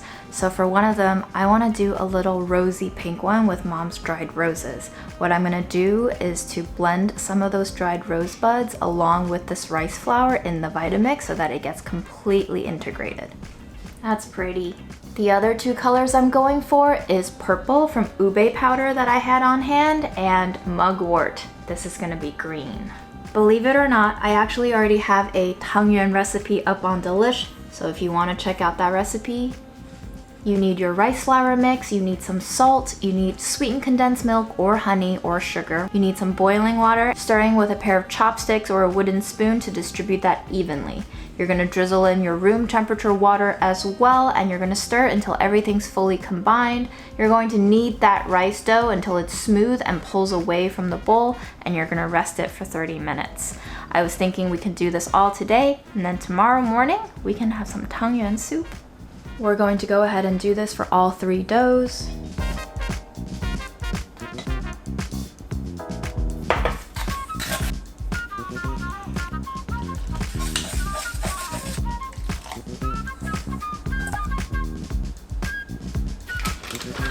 Dough should be soft and pliable and able to hold its shape. Our pork has pressure cooked for about 30 minutes, natural release for about 30 minutes. We're gonna release the rest of the pressure now so that the skin doesn't fall completely apart, which isn't a bad thing. It's just personal preference. I like a little bit of bounce. Absolutely delighted to see that our spice packet held intact. 2 hours later, our dough has risen somewhat. It looks fluffy. I guess let's try to cook it. First thing I'm gonna do to this dough is brush it all over with our chive oil. Doing this will make it a lot easier to work with. And obviously delicious. I'm going to attempt a very quick lamination where I'm just going to fold the dough onto itself in a tri-fold, and then we're going to roll it up like this, and then we'll squish it and we'll let it rest. After it's rested, we'll roll it out and we'll fry it. In some of them, we're gonna go in with some of our raw chives. That way we can have a little more herbaceousness in some of these layers. Kind of like a scallion pancake, I guess. I'm also gonna try a few with our spice, along with some citron peppercorn salt, some cumin, some everything bagel seasoning, and some random furikake.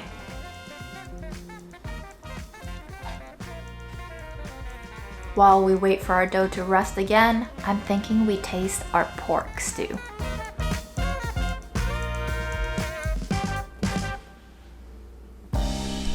What utensil do you recommend? I have a spork, obviously. Oh, of course you have. You took my cabbage. Do you want cabbage? Do you want this? You take the cabbage. That looks a little scary. You said you're not sure if this is honsharo. Correct. What do you think this is? Good pork. Good food. It's one of the homiest, most comforting things you've ever made. This skin is so velvety and silky, and it just cuts with a spoon and separates. Yeah, the meat is like incredibly tender, and it's just This is a very high compliment that I'm about to give you. Whoa. I have no need to put chili on this. What? But there's nothing spicy in here because I made it for grandma. Because it's so luscious and it's so comforting and it's so rich. It doesn't even need any excitement in the form of chili. The best of what pork has to offer. Mm-hmm. Truly. This is the pork shoulder. It is Mom's pork shoulder that she left in the freezer. Thanks for your inheritance, Sufan. There's only one word to describe this dish, and that is xiang. Erin didn't give a grade, and you know what? It doesn't feel right for me to give this one either. I'm just gonna let it be itself. For the bing, or the pancakes, we're gonna set our cast iron skillet over a medium-low heat so that they have time to slightly proof a little bit more once they hit the hot surface. Because the dough is rather fragile, I'm not gonna roll them too thin, just thin enough that I can pick them up without a hole in them. As it cooks, you'll start to see the edges puff a little bit. They'll turn a little bit more opaque and white, and that's good, I think. Once the top looks really set and pretty dry, we're gonna give it a flip. And we're just gonna let it cook, flipping as we need to until both sides are golden, crispy, and delicious.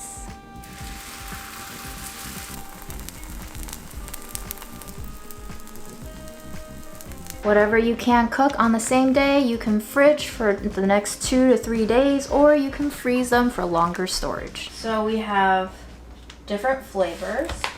I don't actually know what they are anymore. Which one are you going for first? Everything. Okay. Mmm. Dry? No, not dry. Why would you think it's dry? Sounds dry. This tastes like the Sichuan peppercorn. It could be. Some of them have various spice mixes all Okay. together in them. I'm immediately getting tingles from this, which is good. Lovely. It's more like pita. Yeah. It doesn't really remind me of, Chinese food. no. You know what this needs? Chili oil? Mom's chili. Mom's fresh chili paste. This is potent, right? It is. It smells very spicy. Yes, chili oil. That helps. Boy's here. He came over because he heard us eating, but he doesn't want any of this, I can guarantee. Okay. To it. Here I go with Mom's. Oh my god. That's it. It's salty, it's fresh, it's almost like juicy. It's Mom, delicious. give me your recipe, dude. Did you try that one yet? Did it fall onto this? Mm-hmm. How serendipitous. Mom knew you wanted it? Look, you dropped it on the pita. Mom made me drop it. Okay. I'm gonna do both. Blame everything on Mom. Which one's the best? Can you tell? It was basically like just eating pita bread before the chilies, but now it's a meal. The yeast was probably a little bit dead. The sourdough starter was probably also a little dead. I'm gonna give this, if we're counting Mom's chili, an 8. Because Mom's chili gives it a full 2.5 points. Yeah, it really saves it. Otherwise, this bread, very lackluster. Since Grandma can't have spice, I'm gonna smear a little bit of soybean paste on hers. That way it has a little more seasoning and oomph.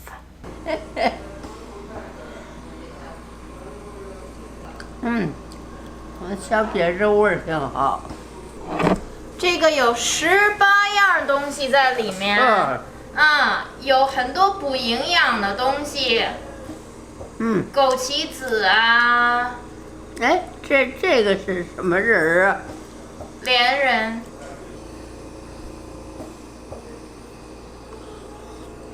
哦，这是刮的这个。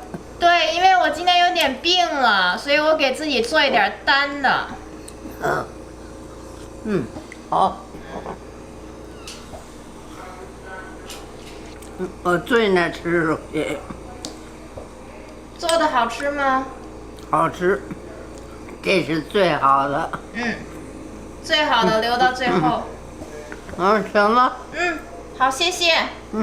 I could tell that Lala wasn't crazy about any of the things. I think even the congee for her was a little too bare bones and tasteless, but when it came to that pork, she loved that pork. So, mission complete.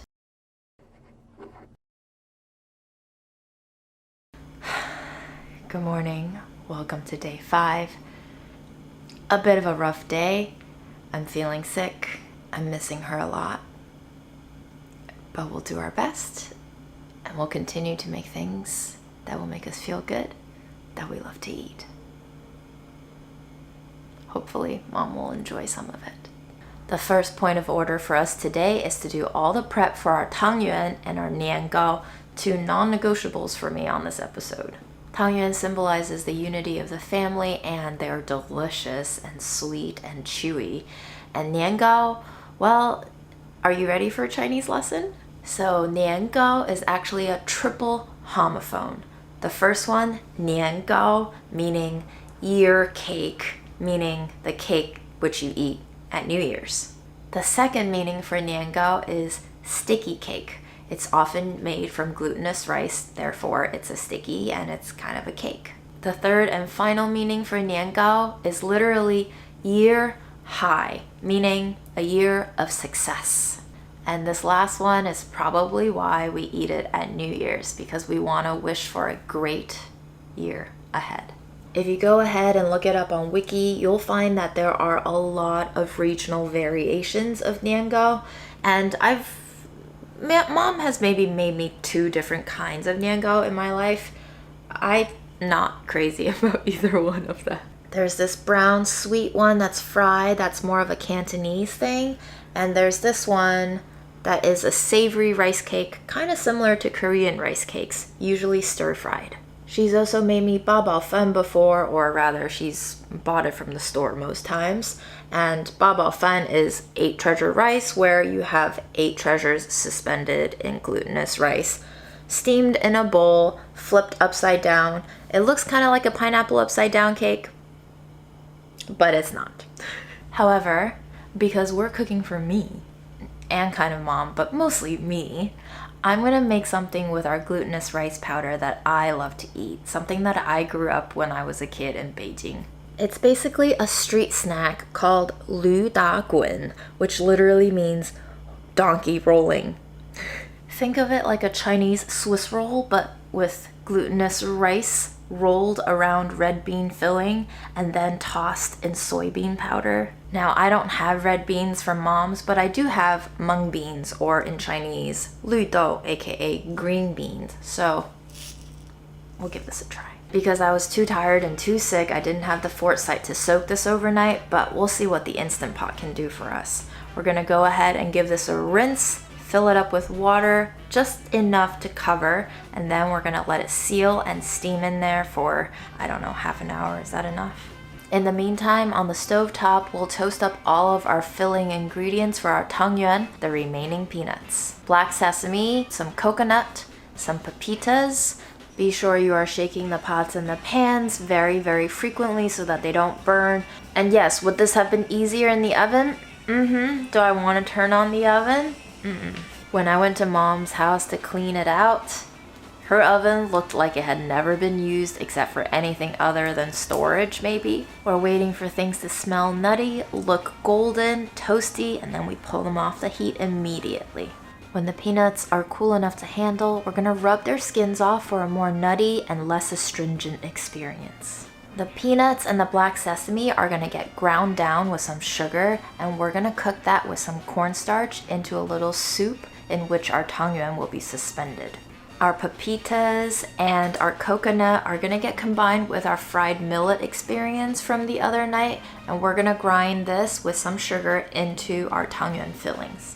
I highly recommend being patient and waiting until all of these things have cooled off, because if you put them into your blender hot, it's gonna get real buttery real fast. While we wait for our nuts to cool down, I'm gonna make myself Mom's remedy whenever I was sick: ginger soup.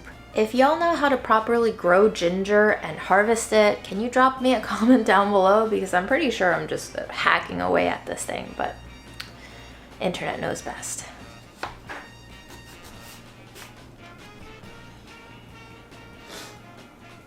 Sorry, Mom. Well, if nothing else, now we know that if you just pot your ginger, it might store better than if you fridged it or left it out at room temp. You put it in a pot of water, you let it come up to a boil, you drink it. If you want, you can sweeten it. No rules, except do what you like. I'll also be using this time to try to debone some of that leftover fish so that maybe we can make something for our hot pot tonight. That's right, we're having hot pot, folks. I feel like I somehow yielded more bones than fish. I really need Mom to come back and teach me how to eat this fish.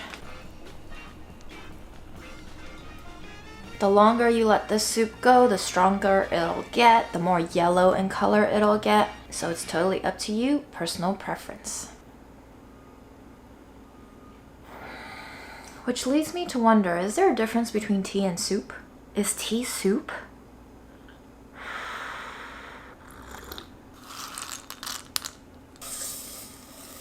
Blending the black sesame and the peanuts with the sugar and the cornstarch basically gives us a base for zhimahu, which is one of my favorite dessert soups in Chinese cuisine. All you have to do is add water, maybe milk if you're feeling luxurious, but not really common in Chinese cuisine, maybe we'll do it because we have milk powder, why not? Once our coconut millet mixture is ground down to pretty fine crumbles, we'll go ahead and stream in some water and wait for that to turn into a paste. Ideally, you want this paste to be quite thick so that you can make balls out of it. Then you can put them into your tangyuan and assemble that glutinous rice wrapper without any leakage. To make it extra flavorful, I think we're gonna use our ginger tea instead of water. Once you have your paste, go ahead and scoop them into small balls. We're going to freeze them for about an hour to 2 hours until they're hardened. This will make it a lot easier to assemble. How big or small you want to make these is totally up to you. The bigger your balls, the longer they'll take to cook eventually.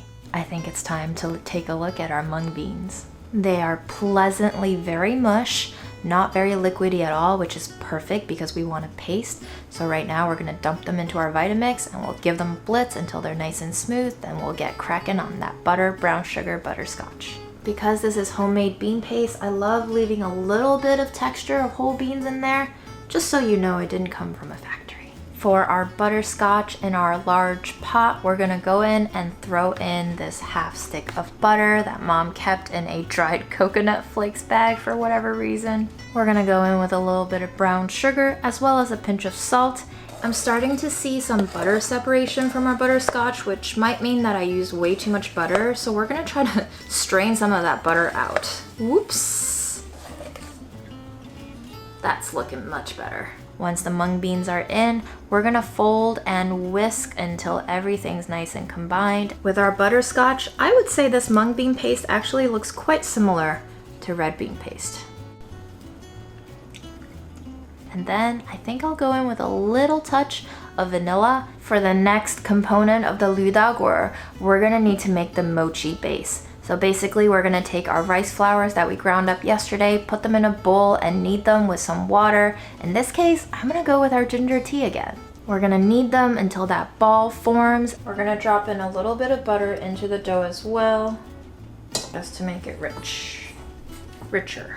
Much like our tangyuan dough, we're looking for something that is soft, pliable, but still holds its shape relatively well. And then we'll lay it flat in that bowl. We'll fill up our Instant Pot with some water and we'll steam it for about 20 minutes on high pressure. By the way, I have discovered that indeed low and slow is the way to fry these, because the ones that we fried for way longer, around 8 or 9 minutes, are actually kind of crunchy inside.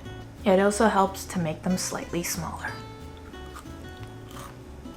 And they actually taste quite a bit like the ones I used to buy from mom. Because our sweets prep is so intensive today, lunch is going to be as simple as possible. First up, we're gonna make a century egg cucumber salad. If you've not heard of century eggs before, I showed them to you in our Chinese pantry staples video. Go check that out. But we're gonna take some of mom's century eggs, we're gonna peel them. If you're lucky, you'll get to see these starburst snowflake patterns on them. Quite beautiful. And then our cucumbers, wash, chop, smash, you know the deal. We're gonna lay a bed of dressed cucumbers on the bottom of our serving dish, and then we're gonna lay the century eggs on top. Drizzle with extra sesame oil. For me, my favorite version is just 5 ingredients: some minced garlic, some minced ginger, a little bit of soy sauce, some vinegar, some sesame oil, and I guess if you want, MSG. Garnish on top with a little bit of cilantro. If you want sesame seeds, extra credit, you go for it, girl. I am convinced that century eggs are one of the most beautiful foods ever in existence. But also, look at that jiggle. It's cute too. I'm also gonna go ahead and make a stir fry with some of our remaining ingredients. We have that pork, we have some vegetables, and we also have that leftover dumpling dough. I think in a pan, we're gonna go in with some oil. We're going to slice up that pork and we're going to sear it until it's nice and golden with some garlic, ginger, chives, a little bit of salt, a little bit of soy sauce. I'm also gonna add in a carrot for color, a little bit of smoked tofu sliced as well. Then we're gonna add in a little more oil and we're gonna slice up our dumpling dough and we're gonna sear those. Let's see if those cook.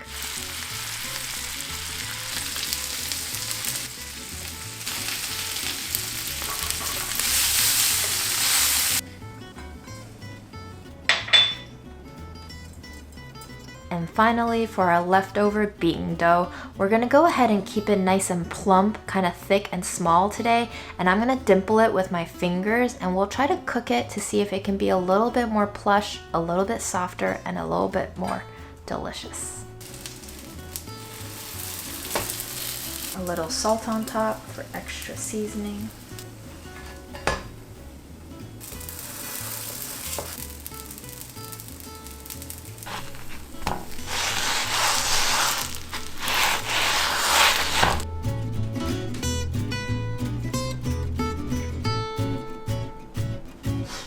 Be the focus. This is pork stir fry, but Pork. it has dumpling skins in it, so it's kind of like a deconstructed dumpling. Is this a dump? No. I couldn't tell if that was a dumpling skin I just ate. It tastes good though. It's an excellent stir fry.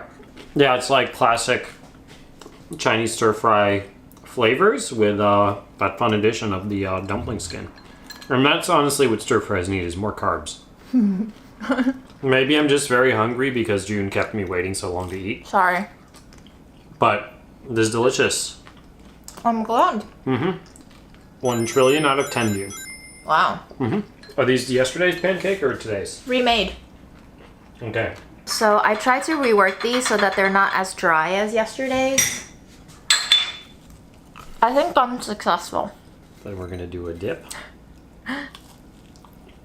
Yeah. I think it's an improvement. This is definitely, I could tell instantly, this is an improvement. It's softer. It's livelier. It's fluffier.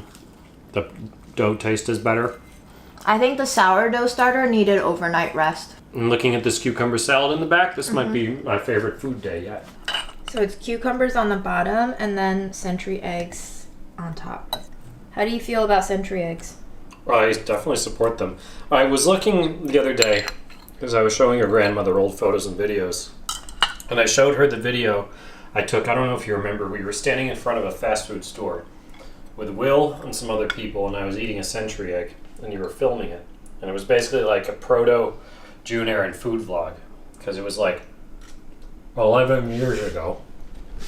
I don't remember filming it, but I remember you hated century eggs. Well, yeah, first because I was this dumb white person and it was weird. And so you were catching me like give my review, and I was basically choking it down. But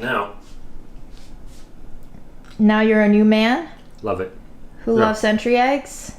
There's a little sulfurness to it, which is certainly interesting if you're not used to that flavor, but it's not overpowering. Thank you. That's definitely my favorite food day so far, June. I succeeded. Last day. The dumplings were, I think, my single favorite thing you've made so far, but this is the best overall day. The creamy textures of the yolk on the century egg is one of my most favorite textures in the world. It's like mush, but luxurious mush. How does this taste so good? There's nothing on it. Salt. Do you think Mom would have liked this? Of course she would have. June, what kind of question is that? She would have said the stir fry was too xian, too salty, but I think she would have liked it. Would she have liked your Christmas bread here? Probably not. Well, I do. I guess it's on to our desserts. Desserts! I have some soybean powder here. This is going to be for our ludag, or on the outside. We're gonna take this, put it in a small pan over medium-low heat. Because this is a very fine powder, you wanna make sure that you are constantly stirring it to prevent any burning. Once the 20 minutes are up, we're going to immediately release that pressure. We're gonna take out this mochi and we're going to let it cool completely because we can't roll it until it's cool. For the soy powder, I'm gonna go in with some confectioner's sugar. That way we have a little bit of sweetness on every level of that dessert. Freddie, you ready for dessert? We're gonna make some rolling donkey. You excited? Our mochi is cooled. I'm gonna attempt to roll it out on a slightly lightly dusted soybean powder board. It is possible that I let this cool a little too much, so it is a bit hard to roll out right now, but I'd rather it be slightly harder than too soft. Patience is key, as with all things. Whew. I have faith. This thickness looks good to me.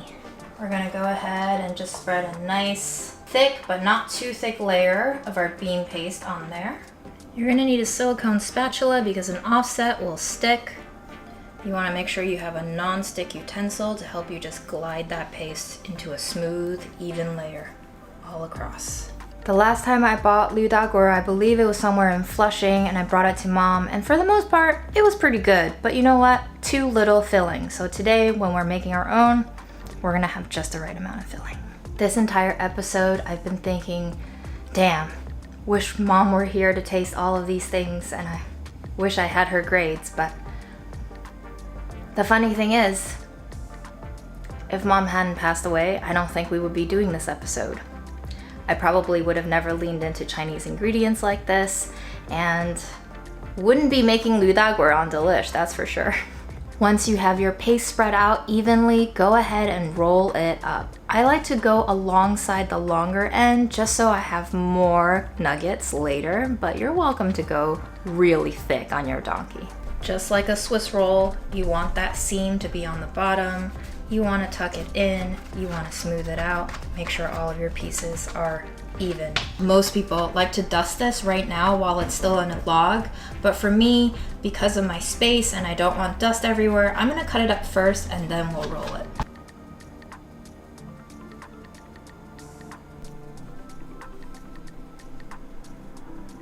As for the little end bite, well, that's all mine. Everybody knows the end bite is the best bite. Man, oh man, is this chewy. I don't need to set aside a few minutes just to get through this, but mochi mochi indeed. This is good. For sure, it's got a lot of filling in it, so it's very sweet. For the Chinese palate, this might be almost too sweet, but Aaron, would you like to get a rolling donkey in your mouth? That sounds about right. Do you know why this is called rolling donkey? Well, it's a roll. Yes. And it's the color of a donkey. So apparently the soybean powder is to mimic the dirt that a donkey picks up on itself when it rolls in the dirt. That sounds awesome. Butterscotch mung bean? Butterscotch mung bean with vanilla.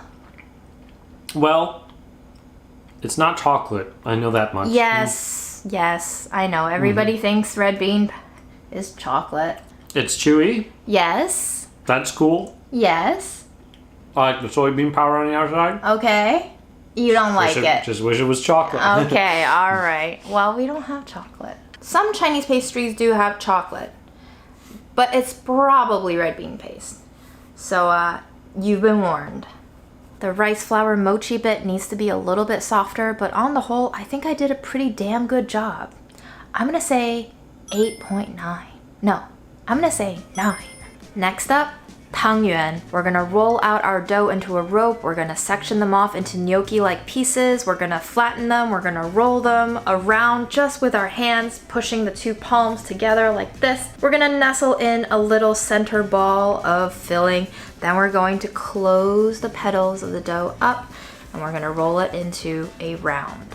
I'm gonna make some with filling. I'm gonna make some mini ones without filling. A little bit of contrast, a little bit of textural difference. Love it all. I find that working with whatever kind of dough, usually if your dough is too sticky on your hands, wet hands are your best friend.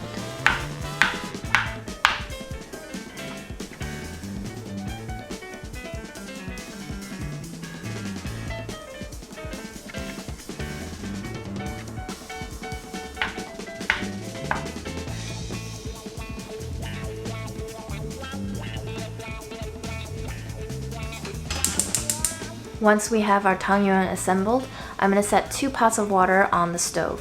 One pot will be boiling our tangyuans and the other pot will be boiling our sesame paste soup. It's been a long day. It's been a long week. It's already been a long year. As with our savory dumplings, whatever you can't boil and eat today, you can go ahead and freeze in a single layer. That way they will keep for indefinitely long. Once your water is up to a boil, go ahead and gently plop in your tangyuan. Give them a little tiny swirl so that they're not sticking to the bottom of the pot, and cook them until they float, usually about 4 to 6 minutes. Obviously, if you have baby mini ones in there, they'll take like a minute. For your sesame paste soup, just go ahead and add in spoonfuls of your paste mixture, swirl it into the water until it's all disintegrated, and wait for it to thicken. You can make this as strong or as light as you like, kind of like coffee and tea.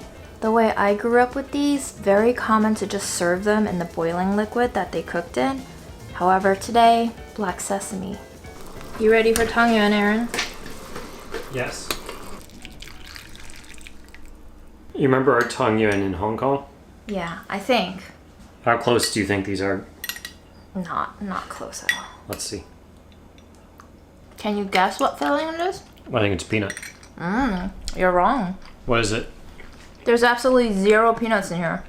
Is there barley or like some kind of grain?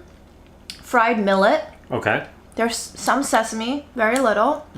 I'm hesitant to tell you the last ingredient. There's coconut in there, I can tell. There's pumpkin seeds and When I coconut. taste it, yeah. I'll put this one to the side. You can also have the mini balls. Like in the mini balls. Take all of them. Well, leave 2 for me, please. Barely enough to coat it. Look how pretty they are, nicely coated. I know. I made some good ones. Okay. Mugwort? Yeah, these bowls are where it's at. I really love the chew.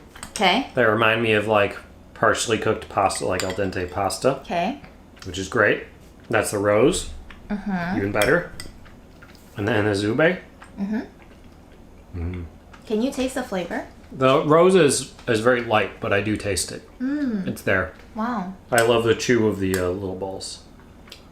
He's like, "What are you guys eating? Can I have some?" Do you want some, Fred? He won't even consider it. He's like, "What?" You want a volley? It looks like a kibble does. Oh, he's into it. Wow, ube cat. Do you like it, Fred? Will you give me a 10 out of 10? Do we have a 10 out of 10, Freddy? I personally love the hint of toasty fragrance, rich butteriness from the coconut. The texture of the fried millet is very exciting. It's like if you took gritty, crunchy peanut butter and made the whole jar that gritty, intensely textured. The mugwort tastes very wholesome. The ube tastes super creamy. The rose tastes slightly vegetal, slightly fresh, and very bright and sweet. I'm gonna give this one a 9.5.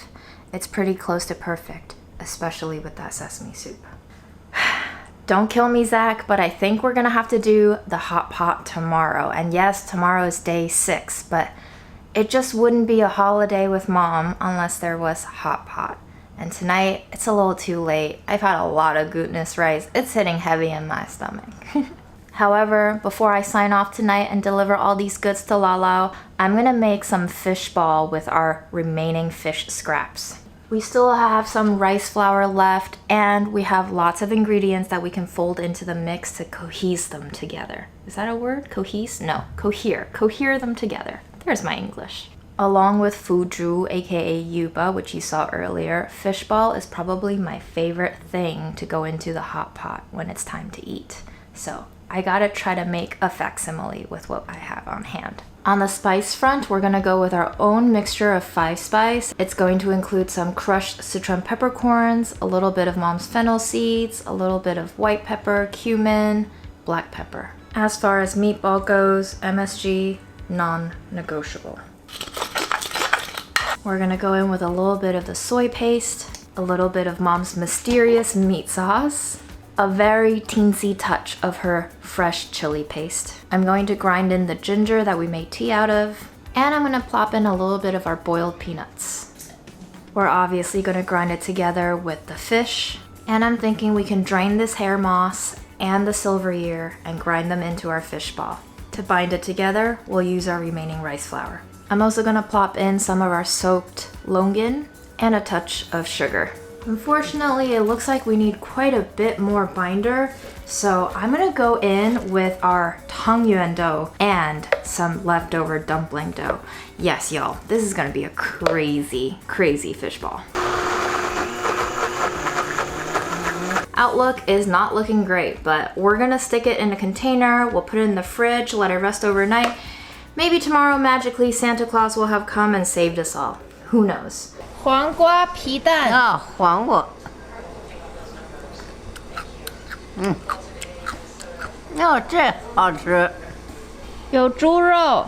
哦，肉我不吃了，我这都吃饱了。汤圆芝麻汤。哎，这是个什么呀？汤圆。啊，好吃。喜欢吗？嗯。这是北京市的驴打滚儿。哦。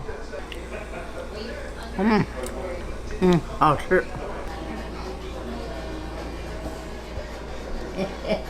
就行乐的。Surprisingly enough, the favorite of the night for Lalao was the Lu Da Guer. I thought it was not really traditional Chinese flavors, but she seemed to be really into it. And considering how Grandma doesn't even like sweet things, wow, must have been really good. All in all, a really great day. I thought today was going to be the last day, but we have bonus content coming for you tomorrow. Trashy Hot Pot. Have a good night and see you in the morning. Day 6, exciting news. Our starter has come back to life. Good to know some things never go away.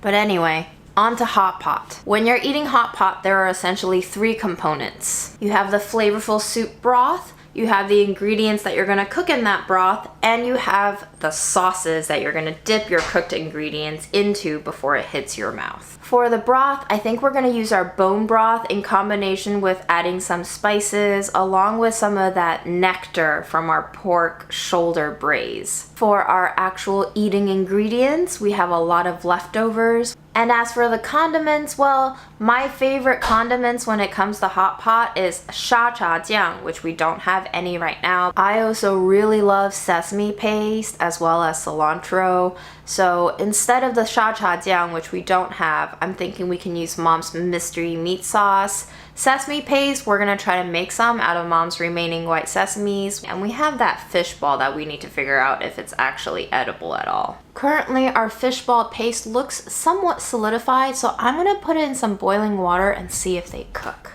Small pot, medium heat, we're gonna scoop it in with some spoons and hopefully they float and are edible. We cooked these fish balls until they floated and I don't know about this, guys. It's not bouncy at all. Looks kind of mushy. Smells kind of like a fish ball, actually.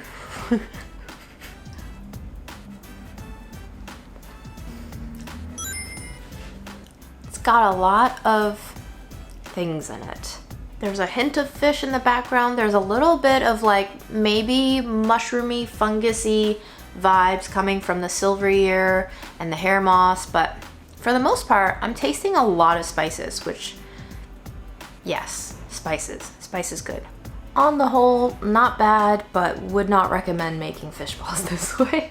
I think what I'll do is wash my hands, we'll shape them into balls and we'll freeze them. That way they're ready to get dropped into the hot pot when the time comes. When's our bigger freezer coming?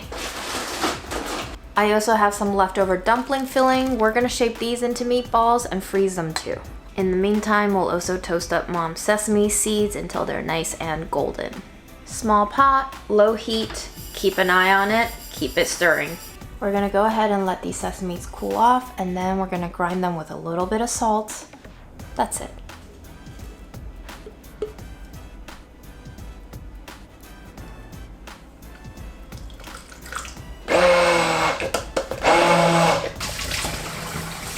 And you know, me being me, it won't be a show without peanut butter. So into our sesame paste, we are also going to put in some peanut butter. Sesame paste thickness is all up to you. So if you want it looser, add a little more water. If you want it thicker, less water. For me, this is about right. For our broth, we're gonna start it right here on the stovetop in the kitchen. And then once it's nice and simmery, we'll take it next door. We'll have a spread on the dining table along with our ingredients and our sauces.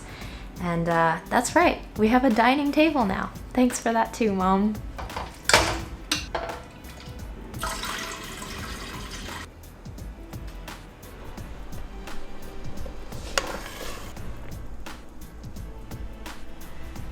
For the rest of our ingredients, we're just going to prep them, slice them, plate them, and then voila. Mom would always, of course, put out way too many ingredients and we couldn't finish any of it.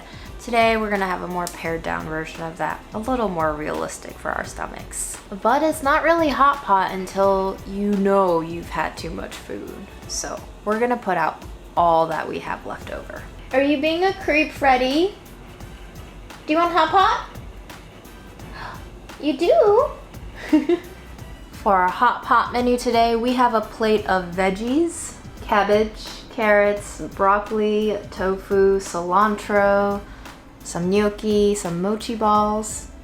We have a plate of beige, some leftover tangyuan, unfilled, and a plate of frozen.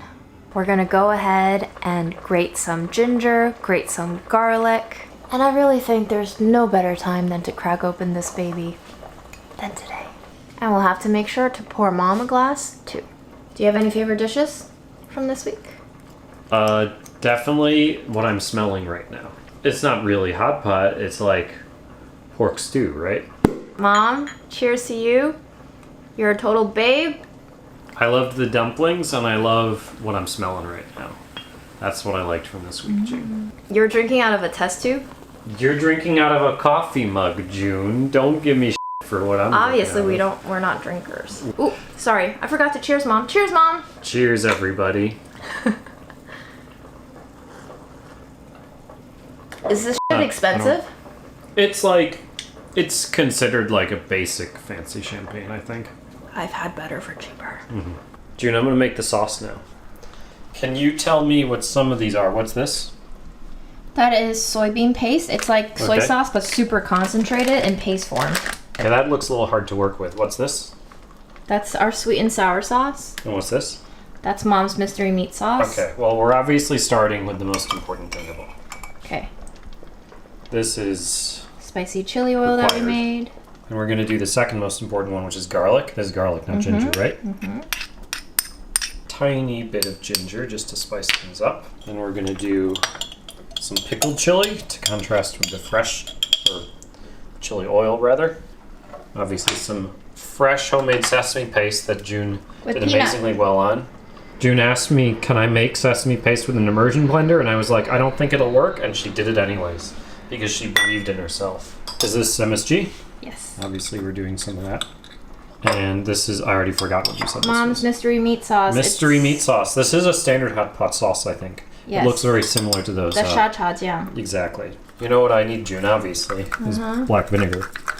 Well, will you use balsamic or do you want black? Black. The great thing about hot pot sauce is there's no wrong way to do it. You just use whatever you want, such as soy sauce, vinegar, and it'll taste good. Well, I'm gonna go with some balsamic. I brought the cilantro because to me this is very important for a hot pot Indeed. sauce. May I Do you- have some too? Yes. Thank you. The appeal of hot pot is that it's served tableside and it's kind of like DIY cooking. So we'll be using Mom's portable stove with those butane tanks, and we're gonna plop a little pot on top, pour our broth in, heat it up, and arrange all of our ingredients around that cooker. Woo! We got fire! 开饭了! Cheers! To another episode of Budget Eats for the brand new year. People are going to be very happy you're back, June. Are you happy you're back? You know, what is happiness anyway? What would you like, sir? Whatever takes longest to cook. That's what we should put in first. You have la meatballs. The meatballs, you think. And there's no timing things with hot pot. You either remember or you eat overcooked or undercooked food, and it all works out. It's fine. Can I have some carrots then? Yes. Can you tell me what this is? saw I don't you know working what with it that earlier. is. And honestly, it looks great. It looks super appetizing. It looks like an alien egg sack. If from you it. guys know what this ingredient is, please let us know down below in the comments. Here's a nice thick one. I should have listened to you, Mom, better. But as always... Well, it's going in. Yes, that one takes very little time. And now we wait. Join us at the table, Freddy. Mom would like you here. Yes, well done, boy. Would you like to smell my dipping sauce? Not a fan. Did I do better? Maybe he doesn't like cilantro. June, you said this doesn't take long to cook, right? Yes, but we need to wait for all the meat stuff to cook first. No, it's in boiling liquid. I think we're good to go. Salmonella. Nah, we're fine. No, I'm not gonna. All right, It's well, too early to die. It's just a new year, man. I'm gonna live dangerously and start with. I'll drink while you die. Go for it. I'm trying the mystery ingredient. It's very delicate. You were right, it cooks very fast. It's very spongy, it's soaked up tons. I don't even think this needs dipping. June, I remember going to Su Feng's house and doing hot pot a few times, and it was always lovely. It was always a really nice I know. home-cooked hot pot experience. Hot pot is great anywhere, whether in a restaurant or at home, because it's really just about the experience of cooking food together, you know, waiting for it to cook. It's a big communal dish. Is it like the yerba mate of China? It's a deeper meaning because we're all eating out of the same dish. Yeah. It's sort of like how, you know, families and friends are all sharing from the same set of shared communal experiences. Not great during and memories. COVID. It's boiling. It's fine. Just don't worry about it. Oh, yeah. Look at, you can just see the flavor oozing out of those right now. I've never had dumplings in hot pot before, but I think it's a good idea. It's a great idea. Yeah, I don't know why it isn't done more often. What is this? Is this Mushroom. Mushroom. Was that in the stock or did we add that? It was in the stock. What are these? Those are gnocchi. All right. And these are? Mochis. Okay. They're the Tongyans. That's for later. I got a chunk of the pork skin here, June. Nice. This is gold right here. Gold. Just needs a quick cool. No, it's not even gelatin. It just oozes into flavor. Yum. Flavor Not ooze. good, Freddy. Like you, Fred. Your flavor ooze. June, I have very high expectations of this bite. This is your amazing dumpling cooked in amazing stew in my amazing sauce. So I'm anticipating this to be the best single bite of food in my life.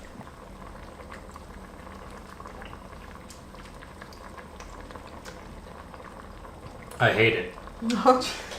What's your favorite component? Surprisingly, I think the tofu.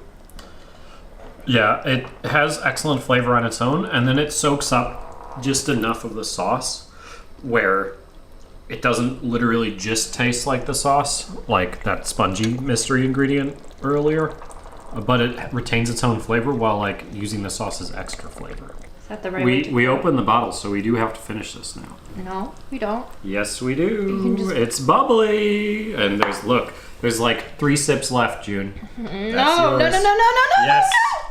This kind of makes me want to cry a little. What? Having hot pot like we did so many times with our girl here? Yep, our girl. You think our boy's enjoying it? I don't think he had hot pot a single time in his life. Y'all, relax for the new year. Thank y'all so much for watching this episode. Drop us a comment down below and let us know what your favorite Lunar New Year traditions are and what your favorite food items are. Until next time, Freddie, say bye. Fred says bye.